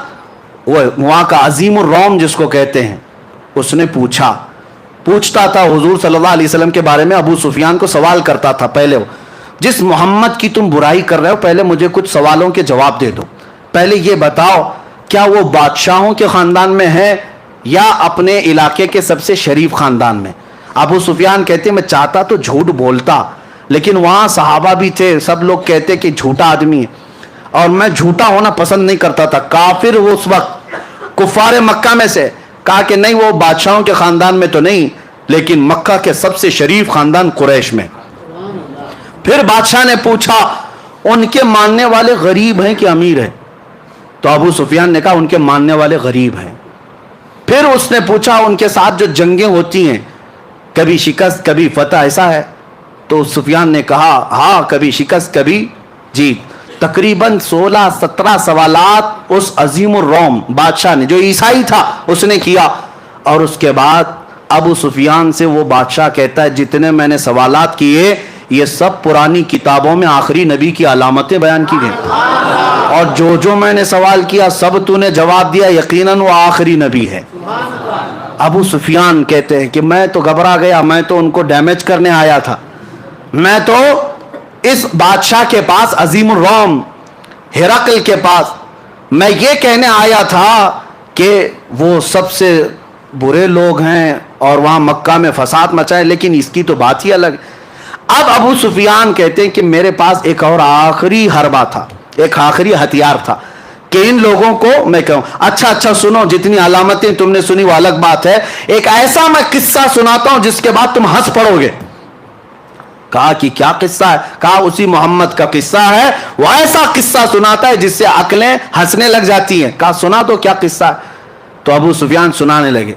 वो कहते हैं मोहम्मद, एक रात वो हरम में सोए हुए थे और कोई फरिश्ता आया और उन्हें उठाकर ले गया, और वहां से वो बैतुल मुकद्दस गए बुराक की सवारी लेकर, और वहां पर जाकर उन्होंने सवारी को बांध दिया और बैतुल मुकद्दस में जाकर इमामत की। फिर आसमान वो सब सुनाने लगे, और फिर उसी वक्त दरबार में बैठा हुआ 90 साल का एक ईसाई पादरी, जिसके लिए बादशाह भी झुक जाता था, 90 साल का पादरी था, वो वहां महफिल में बैठा हुआ था। साहब तो देखने आए थे कि अरब वाले क्या नई खबर लेकर आए। जैसे ही महफिल में अबू सुफियान ये वाकया इसलिए सुना रहे थे कि इनको लग जाए कि झूठा किस्सा, कितना बड़ा गढ़ा हुआ किस्सा है। वो पादरी खड़ा हो गया, अच्छा ये बताओ ये तारीख क्या थी, ये तारीख क्या थी? तो अबू सुफियान ने कहा वो 27 रजब की तारीख थी। कहा बादशाह मेरे पास एक और किस्सा है, मैं सुनाना चाहता हूं। बादशाह ने कहा क्या है? कहा इसको अब इतना किस्सा रोक दो। अबू सुफियान ने सुनाया। कहा मैं बैतुल मुकद्दस की खिदमत पर मामूर पादरी हूं, मैं बैतुल मुकद्दस का सफाई भी कर्मचारी और वहां के इमामत और दीगर जिम्मेदारियों का मुतवल्ली हूं, लेकिन जो तारीख अबू सुफियान बता रहा है उस तारीख को, रात को मैं बैतुल मुकद्दस के सारे दरवाजे बंद करता हूं, मैं आपको बताता हूं। एक रात ऐसी आई थी और वो 27वीं रात ही थी शबे में ये रजब की, कि मैं बैतुल मुकद्दस का सबसे बड़ा दरवाजा बंद करने गया, किसी ताकत को लगाए वो बंद ही नहीं होता था, यहां तक कि मैं अकेला नहीं, फिर लोगों को बुलाया, सबको बुलाया, आओ दरवाजा बंद करें, क्योंकि वो काबा था उस जमाने का, सारे लोग उसकी तरफ, बैतुल मुकद्दस मरकज और किबला है, लोग उसकी तरफ मुंह कर नमाज पढ़ते, इबादत करते। सबको बुलाया गया, सबों ने ताकत लगा दी, दरवाजे को न हिलना था न हिला। वो पादरी कहता है ऐसी सख्त बात और ताज्जुब की बात इससे पहले मैं देखा ही नहीं। तो दरवाजा बंद नहीं हुआ, तो रात को हम सब ने ये मशवरा किया, चलो अब थक गए, सो जाते हैं, देखते हैं कल सब बैठ करके बड़े बड़े उलमा को बुलाएंगे और क्या होगा इस पर। वो कहता है वो आलिम था उस जमाने का, 90 साल की उम्र हो गई। कहा मैं जाकर सो गया, सब चले गए, सो गए। सुबह जब हम उठ कर के आए तो दरवाजे को हल्का हिलाने से ही बंद हो गया। दरवाजे को सिर्फ हाथ ही लगाया तो बंद हो गया। मैंने देखा ये माजरा क्या है, ये माजरा क्या रात को पूरी ताकतों से बंद नहीं हुआ? मैंने देखा कुछ अलग मसला है। तो कहता है अंदर कदम रखा तो भीनी भीनी खुशबू भी आ रही थी, माहौल बदला बदला लग रहा था। और उसके बाद मैंने नजर बाहर डाली तो देखा पत्थर में सुराख है, और ऐसा सुराख है जैसे किसी घोड़े की रस्सी बांधी हुई है, रस्सी का टुकड़ा टूटा हुआ वहां पर लगा हुआ है। मैंने देखा ये ताज्जुब की बात क्या है? सारे उलमा को बुलाकर पूछा, सब इस गुत्थी को सुलझाने से रह गए, हम आजिज थे, उस वक्त से गुत्थी सुलझ नहीं रही थी। अबू सुफियान तुम्हारा शुक्रिया, वो गुत्थी भी सुलझा दी। अल्लाह अकबर। अबू सुफियान मुंह लटका कहा, मैं तो ये किस्सा इसलिए सुना रहा था कि मैं कह दूं कि सबसे झूठा किस्सा है। ये पादरी कैसा है कि कहता यही सबसे सच्चा किस्सा है, यही सबसे सच्चा किस्सा है। कहा यकीनन तुम जो कह रहे हो ऐसा हुआ होगा, इसलिए कि वो दरवाजा जो खुला था वो किसी और के लिए नहीं, मोहम्मद रसूलुल्लाह के लिए। खुद मेरे आका ने, मैंने मेराज का वाकया शुरू करते ही बताया था, हुजूर ने खुद फरमाया जब मैं बैतुल मुक़द्दस गया था तो दरवाजा खुला हुआ था। वो पादरी कहता है उस रात दरवाजा खुला ही रह गया। मेरे आका सल्लल्लाहु ताला अलैहि वसल्लम ने जितनी बातें बताई मिनोआन थी। अब जिसे मानना है माने, जिसे ना मानना है ना माने, लेकिन अब मैं चंद ही बातों के साथ अब अपनी गुफ्तगू को समेटता हूं। ये वक्त गुजरता जाएगा और मेराज का वाकया खत्म नहीं होगा। अब आप सोचें, वाकया सुनाने के लिए रातें ना काफी, लेकिन मेरे मुस्तफ़ा के लिए सफर कितना छोटा है। रब तबारक व तआला ने, यही आला हजरत फाजिल बरेलवी रदी अल्लाह तआला अन्हु के साथ हुआ कि आला हजरत बैठे हुए थे, एक साहब मोहसिन काकोरवी साहब एक कसीदा लिख करके लाए और कहा कि मैं मेराज का कसीदा लिख करके लाया। उसमें गंगा जल काशी मथुरा का जिक्र था। तशबीह देने के लिए शायर करते हैं, कभी जो है महबूब को लैला कहते हैं, कभी अपने हबीब को मजनू कहते हैं। सब लैला मजनू होते नहीं, लेकिन नाम दिए जाते हैं शायरी में। कभी जो है शराब का जिक्र होता है, मैं का जिक्र होता है। हकीकी ये धतूरा शराब नहीं होती, लेकिन शायर इस्तिआरा के तौर पर लेते हैं। इसी तरह वो काकोरवी साहब गंगा जल मथुरा काशी से तशबीह देते हुए कहा सफर मेराज का। आला हजरत उस वक्त सो रहे थे, जोहर की नमाज पढ़कर आए। काकोरवी साहब कहा कि मौलाना अहमद रजा साहब एक कसीदा लिख करके लाए हूं। कहा सुनाइए। उन्होंने 2 शेर ही सुनाए थे। आला हजरत ने कहा रुकिए, अभी 2 ही शेर सुनाए थे, बाद में असर के बाद सुन लेंगे, असर के बाद सुन लेंगे। आला हजरत आला ईमान वाले। हाँ, आला हजरत जब हुजूर को किसी बात से तशबीह भी देते थे ना, तो वो बड़े आला किस्म से। किसी ने कहा, आला हजरत ने लिखा है कि हुजूर पाक सल्लल्लाहु ताला अलैहि वसल्लम के कपड़े मैले हो गए थे, यानी गर्द व गुबार लगती है तो क्या कहते, मैले हो गए। आला हजरत ने फरमाया खबरदार खबरदार, नबी पाक सल्लल्लाहु अलैहि वसल्लम के कपड़ों को मैला ना कहें, वो मैले नहीं होते। फिर जो चीज धूल गबार लगती मैला ही तो कहेंगे, क्या कहेंगे? अदब सीखो बरेली वाले से। आला हजरत फरमाते ये क्यों नहीं कह सकते कि मिट्टी गर्दो गुबार ने मेरे मुस्तफा के दामन को चूम लिया,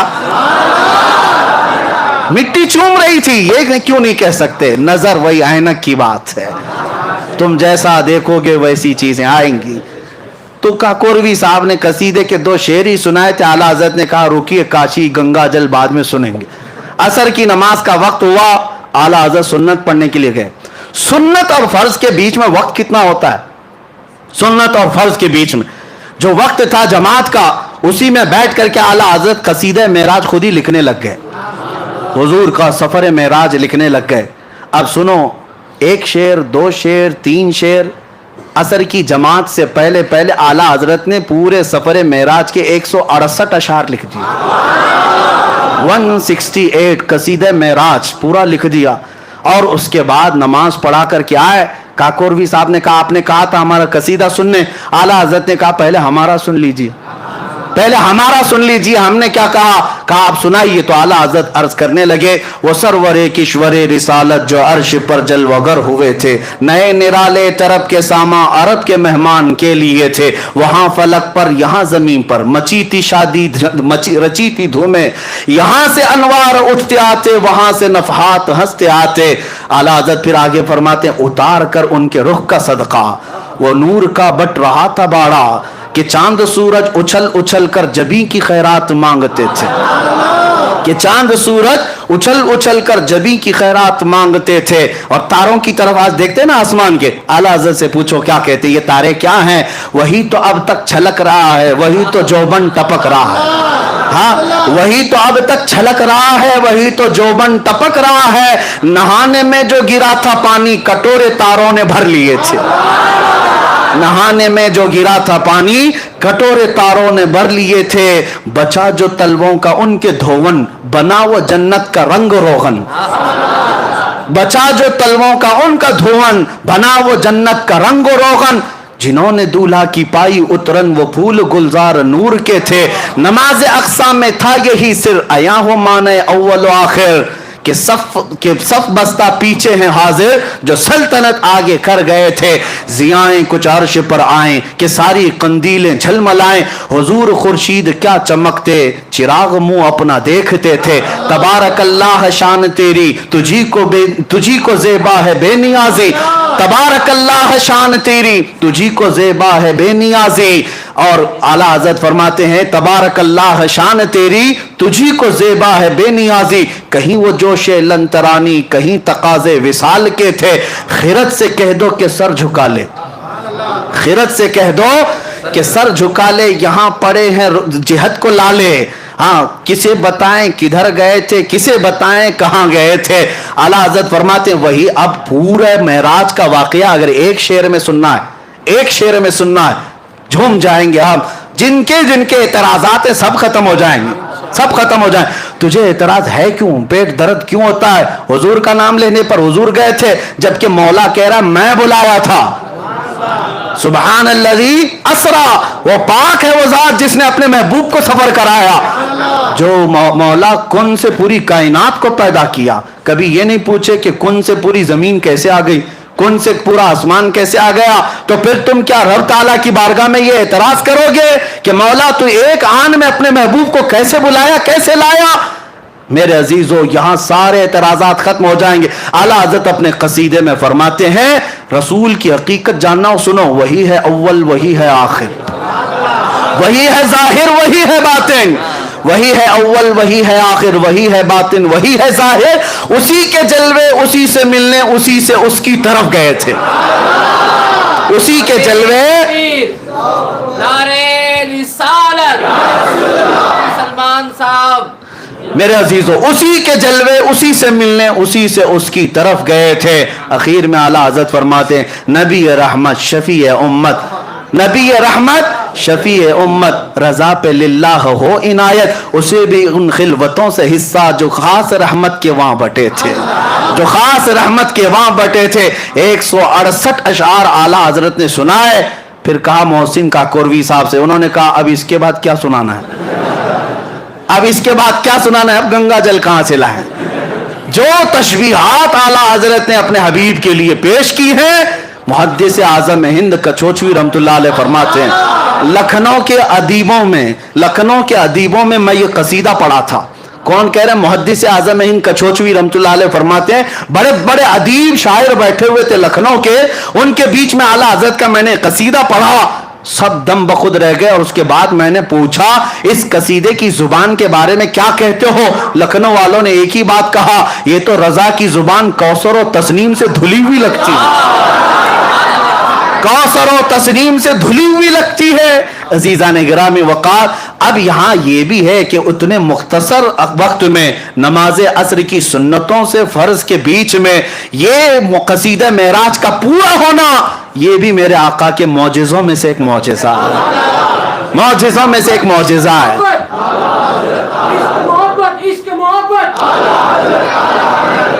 नारे तकबीर, नारे रिसालत, नारे तकबीर, नारे रिसालत। अब हम आते हैं साइंस की तरफ। साइंस क्या क्या एतराज़ात करता है, क्योंकि अब के ज़माने के लोग हर थ्योरी को साइंस पर परख कर ही देखना चाहते हैं। साइंस का हाल ये है, ये हवा से खमसा जो 5 चीजें, सुनने की ताकत, देखने की ताकत, चखने की ताकत, सूंघने की ताकत और पकड़ने की ताकत, ये 5 चीजें, इनको हवा से खमसा कहते हैं। इन पांचों के सामने जो चीज है साइंस उसी को मानती है, उसके अलावा नहीं मानती। عقل ان کی صرف یہ 5 چیزوں کے بیچ میں ہی ہے. یعنی چیز کوئی بھی آپ بتاؤ سائنس کو، ان کا کہنا ہے یا تو وہ پکڑنے میں آنا چاہیے، یا تو دیکھنے میں آنا چاہیے، یا سننے میں آنا چاہیے، یا سونگھنے میں آنا چاہیے، یا چکھنے میں آنا چاہیے. ان میں سے کوئی چیز ہو تو وہ چیز ہے، نہیں تو چیز ہی نہیں. سائنس کے نظریے کی ہے. لیکن اب واقع معراج نہ پکڑنے میں آئے گا، نہ سونگھنے میں آئے گا، نہ چکھنے میں آئے گا. اب ابھی اگر سننا چاہے تو سننے میں بھی نہیں آئے گا. کیسے؟ اب اس سائنس کے اعتبار سے وہ کہتے ہیں ناممکن ہے، ناممکن ہے. میرے عزیزوں میں آپ کو بتاتا ہوں، سائنس پہلے کچھ چیزیں ایجاد کرتی ہے اور اس کے بعد پھر خود ہی انکار بھی کرتی ہے. ان کے نظریے بدلتے جاتے ہیں. پہلے ڈاروین کا نظریہ تھا کہ انسان بندر سے پیدا ہوا. ہاں وہ بیچارے چلے گئے، اس کے بعد لوگ بدلتے گئے نظریے. ہاں وہ رہے ہوں گے، ہم تو نہیں. بندر ترقی کرتے کرتے انسان بن گیا، اور جو باقی بچے ہیں بندر، ان کا کیا قصور ہے؟ وہ کب بنیں گے؟ ہم تو ان کا بھی انتظار کر رہے ہیں، ان میں بھی کوئی بابو آ جائے. بندر ترقی کرتے کرتے انسان بن گئے، ڈاروین کا نظریہ تھا. لیکن بعد میں اس نظریے کا انکار ہو گیا، اور اس کے بعد کئی نظریے آتے رہے. اور پھر یہ 20ویں صدی کے شروع میں 1906 میں غالباً البرٹ آئنسٹائن نے کئی نظریے پیش کیے. بڑا سائنٹسٹ ہے اور اس کے پیچھے پوری دنیا آج بھی بھاگتی ہے، اور ان کو ایسا لگتا ہے وہ جو بتا دے وہی سب ہے. دھوکہ بھی ہو سکتا ہے، اور ہر ترقی کے بعد پچھلی چیزیں چھوڑ دی جاتی ہیں. جیسے جیسے دنیا ترقی کرتی جاتی ہے نئی نئی ایجادات معلوم ہوتی ہیں. پہلے دنیا یہ کہتی تھی کچھ چیزیں ایسی ہیں جو نہیں دکھتی تو اس کو ماننا بھی نہیں ہے، جو نہیں دکھتی اس کو ماننا بھی نہیں. بعد میں پھر سائنس نے جب ٹیلیسکوپ پیدا کیا، دور دیکھنے والی چیزیں، مائکروسکوپ پیدا کیا، خوردبین اور دوربین جس کو کہتے ہیں، اور اس کے بعد مائکرو ویو ڈیٹیکٹر جو شعاؤں کو بھی گرفتار کر کے لوگوں کے یعنی دکھا سکتا ہے. تو یہ سب جب مشینیں پیدا ہونے لگی تو سائنس کہنے لگا کچھ اور بھی چیزیں ہیں دنیا میں، یعنی ستاروں سے آگے جہاں اور بھی ہے. اب ماننے لگے اور آگے بڑھنے لگے. اور اس کے بعد میں کہتا ہوں عقل کے اندھوں کو جو میرے آقا صلی اللہ علیہ وسلم کے معراج کے سفر کے منکر ہیں، حضور کو یہ سفر کیوں دیا گیا تھا؟ یہ سائنس کے لیے ہی ہے. میں آپ کو بتاؤں، اس لیے کہ ہر نبی کو جو معجزہ دیا گیا ہے اس زمانے کی جو سب سے اعلیٰ چیز تھی اسے چیلنج کرتے ہوئے معجزہ دیا گیا. اس زمانے کے جو لوگ سب سے بڑے ترقی یافتہ ہوتے تھے ان کو چیلنج کرنے کے لیے نبی کو معجزہ دیا جاتا تھا. موسیٰ علیہ السلام کے زمانے میں جادو اپنے عروج پر تھا. موسیٰ علیہ السلام کو لکڑی کا عصا ایسا دیا گیا کہ زمین پر ڈالیں تو سانپ بن جائے، اور اس کے بعد اٹھا لیں تو پھر لکڑی بن جائے. جیب میں ہاتھ ڈال کر موسیٰ علیہ السلام نکالتے تو ہاتھ ایسا چمکتا کہ رات اجالی ہو جاتی. یہ دے بیسا، یہ 2 معجزے تھے. اس زمانے کے جادوگر حیرت میں تھے ایسا کیسے ہو سکتا ہے، کیونکہ وہ چھوٹی چھوٹی رسیوں سے وہ بھی سانپ بنا لیتے تھے. اب میں آپ کو بتا دوں معجزے اور جادو میں فرق کیا ہے. آپ سوچیں گے موسیٰ علیہ السلام کا مقابلہ فرعون کے جادوگروں کے ساتھ ہوا تھا. میں پوچھ رہا ہوں ٹائم کوئی مسئلہ تو نہیں ہے؟ ہاں، آج معراج کی شب ہے، کسی کو جانا ہے میں پابند نہیں کرتا، جس کو جانا ہے وہ جا سکتے ہیں، جسے بیٹھنا ہے وہ بیٹھ سکتے ہیں. اللہ تبارک و تعالی رحم فرمائے. اب آپ کبھی یہ سوچتے ہیں کہ جادوگر وہاں پورے آئے تھے فرعون کے بلاوے پر؟ سب کو فرعون نے کہا تم اپنا دکھاؤ، موسیٰ اپنا دکھائیں گے. سبوں نے رسیاں زمین پر ڈال دی، چھوٹے چھوٹے سانپ بن گئے. موسیٰ علیہ السلام نے لکڑی ڈالی، بڑا اژدہا بن گیا، اور وہ اژدہا سارے سانپوں کو نگل گیا. جادوگر پھر دوسرے سانپ بنا لیتے، کیوں نہیں بنائے؟ بلکہ قرآن میں ہے قالوا آمنا برب موسیٰ و ہارون. سبوں نے پکار کر کہا موسیٰ و ہارون کے رب پر ہم ایمان لاتے ہیں. سارے جادوگر اتنی بات پر ہار گئے. ارے اور دکھاتے، اور کچھ دکھاتے. اب فرق میں آپ کو بتاتا ہوں. جادوگر جو دکھاتا ہے وہ جادو چیزوں کو بدلتا ہے. مثال کے طور پر ابھی یہاں بوتل کوئی جادوگر اس طرح پھینک دیا اور آپ کو لگا پھول گر رہے ہیں، کرتے ہیں نا میجیشین. لیکن یہ ہوتا کیا ہے؟ وہ ہوتا یہ ہے کہ صرف نظروں کا دھوکہ، یعنی نظروں پر بندش ہو جاتی ہے. جادو کا کمال یہی، وہ چیز نہیں بدلتی. جادوگر دیکھ رہا ہوتا ہے یہ بوتل بوتل ہی ہے، لیکن لوگوں کو پھول دکھ رہی ہے. جادوگر کی نظروں میں چیز نہیں بدلتی. اب موسیٰ علیہ السلام کے مقابل میں جو جادوگر آئے تھے، رسیاں ڈالے تو صحیح، दुनिया को सांप दिख रहे थे लेकिन जादूगरों को तो रस्सी दिख रही थी। लेकिन मूसा अलैहिस्सलाम जिस लकड़ी को डाले थे वो हकीकत में सांप था, वो हकीकत में सांप था। यही फर्क है, जादूगर नजरबंदी करता है, नबी जो मौजज़ा दिखाता है हकीकत बदल देता है, हकीकत बदल देता है। मूसा अलैहिस्सलाम को उनके जमाने का बड़ा चैलेंज था जादू, उससे बड़ी चीज मूसा अलैहिस्सलाम को दी गई। ईसा अलैहिस्सलाम के जमाने में यूनान के डॉक्टर तबीब बड़े मशहूर थे, बीमारों को सही करने में उनका कोई मिसाल नहीं था, बड़ी बड़ी दवाइयां इजाद कर चुके थे। ईसा अलैहिस्सलाम को अल्लाह ने मौजज़ा क्या दिया?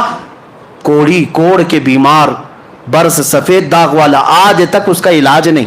यूनान के लोग उस वक्त बड़ी बड़ी बीमारियों का इलाज ढूंढ लाए थे, लेकिन बरस की बीमारी, सफेद व्हाइट दाग जो है, इसका इलाज आज भी नहीं हो पाता।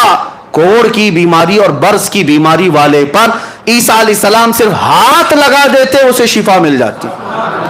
मादरजाद अंधे जो पैदाइशी अंधे हैं, ईसा अलैहिस्सलाम उनके सर पर हाथ रखते आंखें आ जाती। मट्टी के परिंदों में फूंक मारते वो जिंदा होकर उड़ने लगते थे।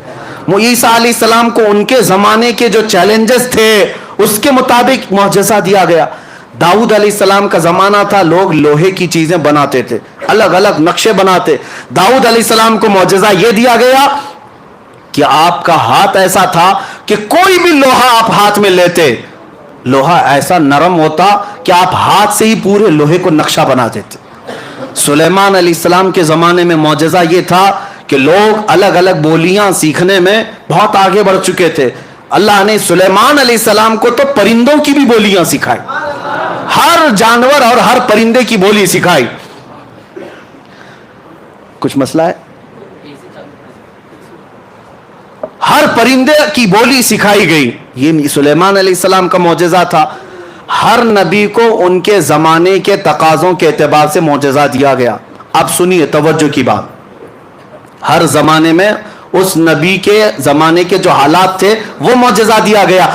मूसा अलैहिस्सलाम को असा का मौजज़ा, ईसा अलैहिस्सलाम को शिफा का मौजज़ा, दाऊद अलैहिस्सलाम को लोहा नरम करने का मौजज़ा, सुलेमान अलैहिस्सलाम को परिंदों की बोली का मौजज़ा, हजरत सालेह अलैहिस्सलाम को मौजज़ा दिया गया, आपने लकड़ी मारी, पत्थर से ऊंटनी पैदा हो गई, पत्थर से ऊंटनी पैदा हो गई। उनके जमाने में लोग फख्र करते थे, हम पहाड़ों को तराश कर घर बना लेते हैं। सालेह अलैहिस्सलाम ने फरमाया, तुम तो हाथों से सिर्फ नक्शे बनाकर घर बनाते हो, मैं पत्थर को लकड़ी मारूं तो ऊंटनी पैदा हो जाए।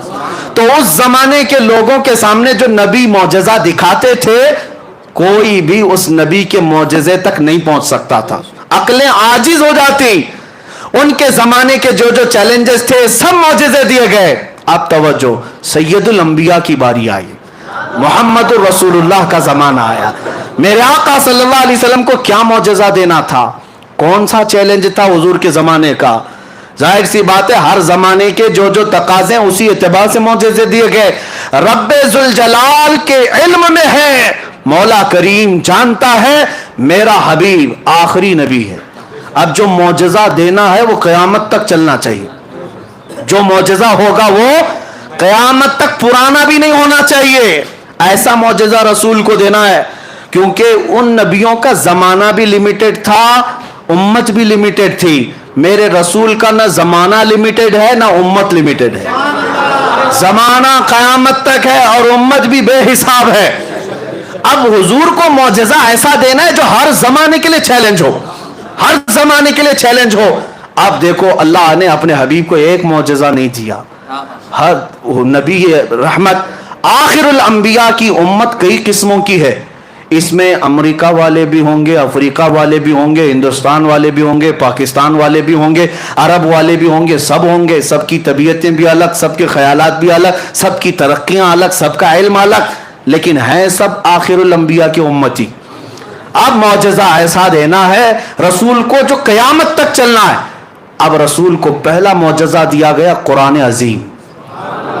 ये मौजज़ा कुरान एक मेरे आका का मौजज़ा है।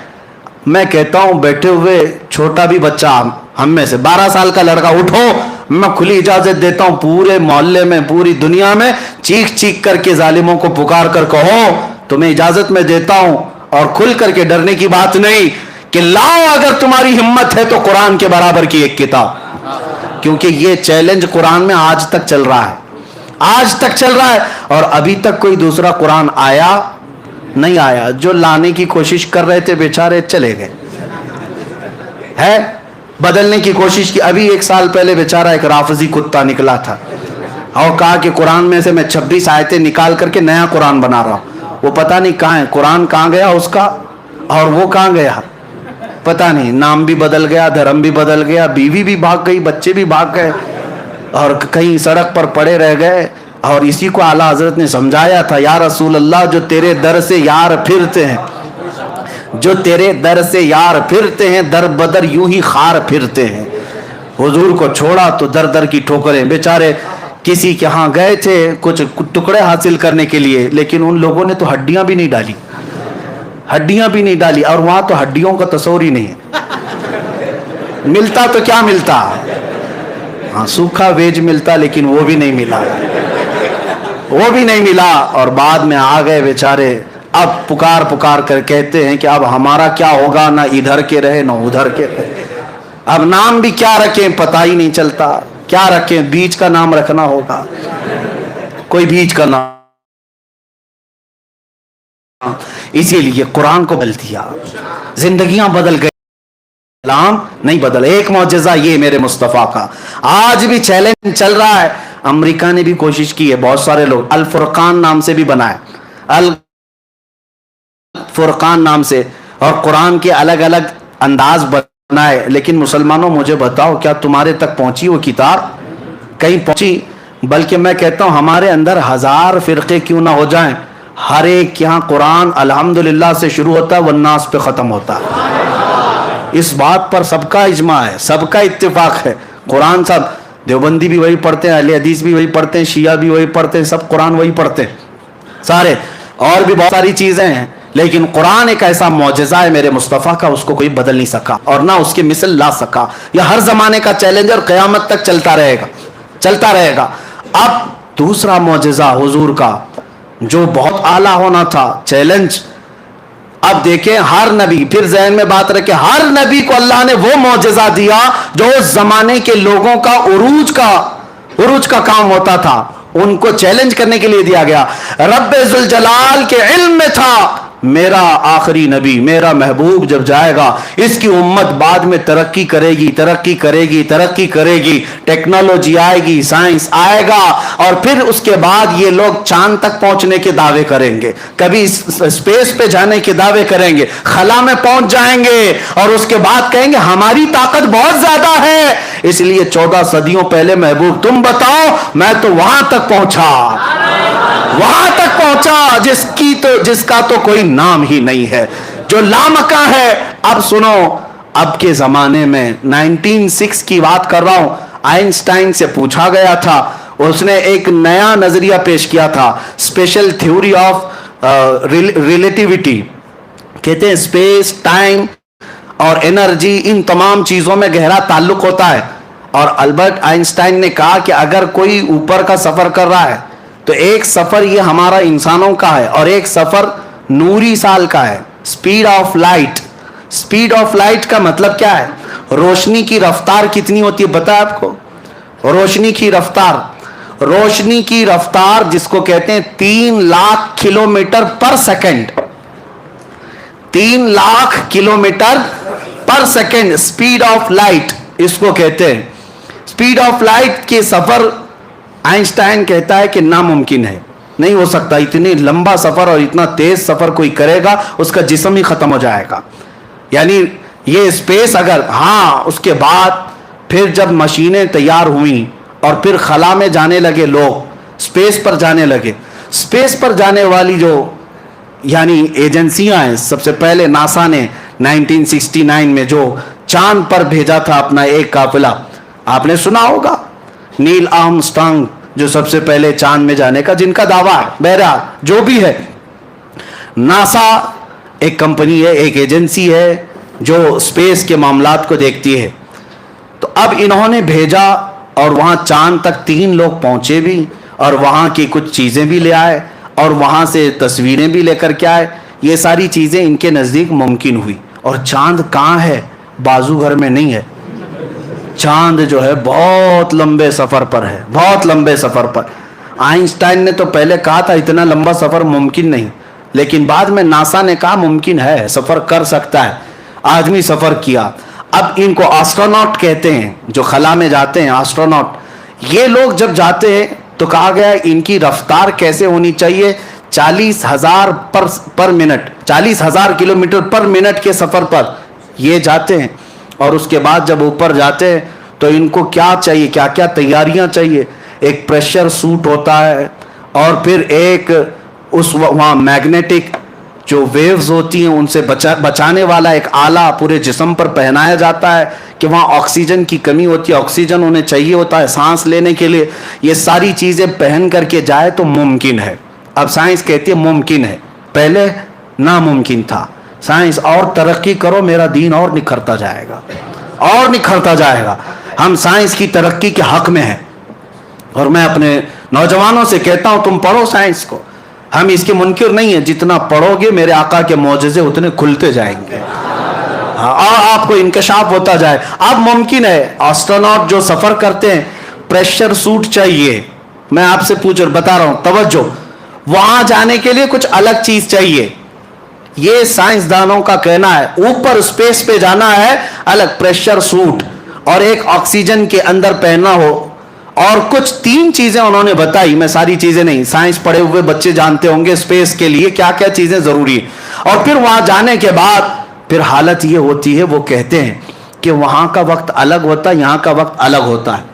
अगर स्पेस में कोई चला गया, स्पेस में कोई चला गया तो कहते हैं उसकी उम्र रुक जाती है। हाँ, ये आइंस्टाइन का कहना है कि अगर कोई 2 जुड़वां भाई एक जमीन पर है और एक सफर पे चला गया स्पीड ऑफ लाइट के एतबार से, अगर वो 1 साल के बाद आए तो उसका भाई 10 साल का बड़ा हो चुका होगा और वो 1 साल का होगा, यानी उसके लिए उम्र रुक जाती है। तो ये इनके नजरियात हैं। अब मैं जो चीज तुम्हें साबित करना चाहता हूं वो ये है, साइंस के एतबार से प्रेशर सूट चाहिए, वहां जाने के लिए एक अलग सफर चाहिए। अब आओ वाक़े मेराज के शुरुआत में मैंने सबसे पहले क्या कहा। जब बैतुल हराम, मस्जिदुल हराम में मेरे आका आराम कर रहे थे, जिब्राइल अमीन आए, उठाए और सबसे पहले कहां ले गए, जमजम के पास, और ले जाकर के क्या किया, नबी पाक सल्लल्लाहु अलैहि वसल्लम का सीना चाक किया, और फिर दिल निकाला गया, और फिर जन्नत के पानी से जो तश्त में अनवार और तजलिया से भरा था वो धोया गया, और फिर हदीस में कुछ डाला गया। आज साइंस कह रही है कुछ पहन के जाना पड़ेगा, ऊपर स्पेस पे जाने के लिए कुछ पहन के जाना पड़ेगा। तुम जितनी तरक्की करते जाओ, मेरे मुस्तफ़ा का मौजज़े मेराज तुम्हें चैलेंज करता रहेगा। नबी पाक सल्लल्लाहु ताला अलैहि वसल्लम के कल्ब अथर में वो चीज डाली गई जो आम इंसानों के कल्ब में हो ही नहीं सकती, किसी के जिस्म में हो ही नहीं सकती, इसलिए कि रसूल पाक को उस सफर पर ले जाया जा रहा था जहां पर दबाव है, प्रेशर है, और नबी पाक को ऐसा बनाकर ले जाया गया कि आलम बशरियत के तकाजे खत्म, अब आलम नूरानियत शुरू हो चुका था। अजीज़ान गिरामी वक़ार, अब अल्लाह रब्बुल इज्जत मौजज़े नबियों को क्यों देता है? एक चीज है, ताज्जुब तो सब चीजों में होना चाहिए, लेकिन हमारी अकल क्या है जानते हैं? अल्लाह रब्बुल इज्जत के निज़ाम में एक आदत है और एक कुदरत है, एक आदत है और एक कुदरत है। दोनों चीजें आपको समझा रहा हूं। शादी हो गई शौहर और बीवी की, बच्चा हुआ, आप मानेंगे कि नहीं कि हाँ फलां को एक बेटा हो गया, एक बेटी हो गई, कोई ताज्जुब की बात है ताज्जुब की बात, लेकिन तुम्हारी अकल आदी हो गई। रोज देखते हैं बच्चे पैदा हो रहे हैं तो आपको ताज्जुब नहीं लगता। ताज्जुब क्या है? सोचना चाहिए, किसी से पूछो, एक नुतफा ही तो गया था, एक पानी का कतरा माँ के पेट में गया, फिर वो कतरा बड़ा कैसे हुआ, वो कतरा फिर गोश्त कैसे बना, उसमें हड्डियां कहां से आई, चेहरा कैसे बना, कान नाक कैसे बने, ये हाथ पैर कैसे बने, और फिर बाहर कैसे आया, शक्ल गई एक कतरे में थी, बन करके कोई और शक्ल आई है, तो ये भी ताज्जुब की बात, लेकिन रोज देख रहे हैं इसलिए इसको आदत कहते हैं। इसको क्या कहते हैं? आदत। अल्लाह तबारक व तआला के निजाम में कुछ चीजें आदत है वो भी ताज्जुब की बात, लेकिन वो आदत है। जमीन में बीज डाल दिया, पौधा उगाया, ताज्जुब होता है आपको? नहीं है ताज्जुब की बात ही है, ताज्जुब की बात। मियां हथेली में आप बीज लेकर के खड़े रहो, क्यों नहीं पौधा उगता, क्यों नहीं उगता? زمین میں بو دو, مٹی صاف کر دو, کل کو دیکھو تو وہاں سے زمین کا سینہ چیر کر باہر آتا ہے, پودا نکل آیا, پودا ہی نہیں درخت بنتا چلا گیا. اب آپ, یہ تعجب کی بات ہے لیکن پوچھتے نہیں کیوں؟ یہ عادت ہے. یہ کیا ہے؟ عادت ہے. آپ کبھی یہ نہیں پوچھتے کہ میں ایک روٹی کھایا تھا آٹے کی, ایک روٹی کھایا تھا آٹے کی, وہ تھی گیہوں کے آٹے کی, جو کے آٹے کی, کھایا تھا 4 ٹکڑے کر کے, 5 ٹکڑے کر کے, لیکن جب اندر گئی تو بعد میں پتا چلا کہ کچھ حصہ گوشت بنا, کچھ حصہ خون بنا, کچھ حصہ منی بنا, کچھ حصہ پیپ بنا, اور کچھ حصہ فضلہ بن کر نکل گیا. ایک روٹی 5 چیزیں کیسے پیدا کر رہی؟ لیکن تعجب کسی کو نہیں. کیوں؟ یہ عادت ہے یہ بھی تعجب کی بات, لیکن یہ عادت ہے. اب عادت کے خلاف کبھی کوئی کام ہوتا ہے تو اسے قدرت کہا جاتا ہے. عادت کے خلاف کوئی کام ہوتا ہے تو اسے کیا کہا جاتا ہے؟ قدرت. اللہ رب العزت پورے نظام کو ہمیشہ عادت سے ہی چلاتا ہے. سب چیزیں اسباب سے ہوں گی, بچے ماں باپ سے ہی پیدا ہوں گے, شوہر بیوی ہونا چاہیے, یہی عادت ہے. ہاں یہی عادت ہے. زمین سے ہی سبزہ اگنا چاہیے, یہی عادت ہے. لیکن مولا کبھی کبھار اپنی قدرت کو دکھاتا ہے, کبھی قدرت کو دکھاتا ہے. تب دکھانا ہو تو بغیر باپ کے صرف مریم سے عیسیٰ کو پیدا کرتا ہے. عقل کہتی یہ کیسے ہو گیا, یہ کیسے ہو گیا؟ یہ کیوں؟ اس لیے کہ عادت نہیں, دیکھا نہیں تھا. یہ کیا ہے؟ اس کو کیا کہتے ہیں؟ قدرت ہے. اور اگر مولا تعالیٰ کو یہ عادت ہے, عادت توڑ کر کے مولا اس قانون کو توڑ کر کے قدرت دکھاتا ہے, اپنی قدرت دکھاتا ہے. کبھی رب تعالیٰ فرماتا ہے تم تو اس بات پر تعجب کر رہے ہو کہ بغیر باپ کے عیسیٰ کیسے پیدا ہوئے, وہ مولا اس سے بڑی قدرت تو آدم علیہ السلام میں دکھایا. آدم علیہ السلام کی نہ باپ ہے نہ ماں ہے, کوئی نہیں, لیکن اللہ نے مٹی سے پیدا کیا. یہ قدرت ہے. ہر اونٹنی کہاں سے پیدا ہوگی؟ بچہ, اونٹنی کا بچہ کس سے پیدا ہوگا؟ اونٹنی سے ہی پیدا ہوگا. لیکن صالح علیہ السلام ایک پتھر پر لکڑی مارتے ہیں, پتھر سے اونٹنی پیدا ہوگی. یہ کیسے ہو سکتا ہے؟ یہ کیا ہے؟ یہ عادت نہیں, یہ کیا ہے؟ قدرت ہے. یہ قدرت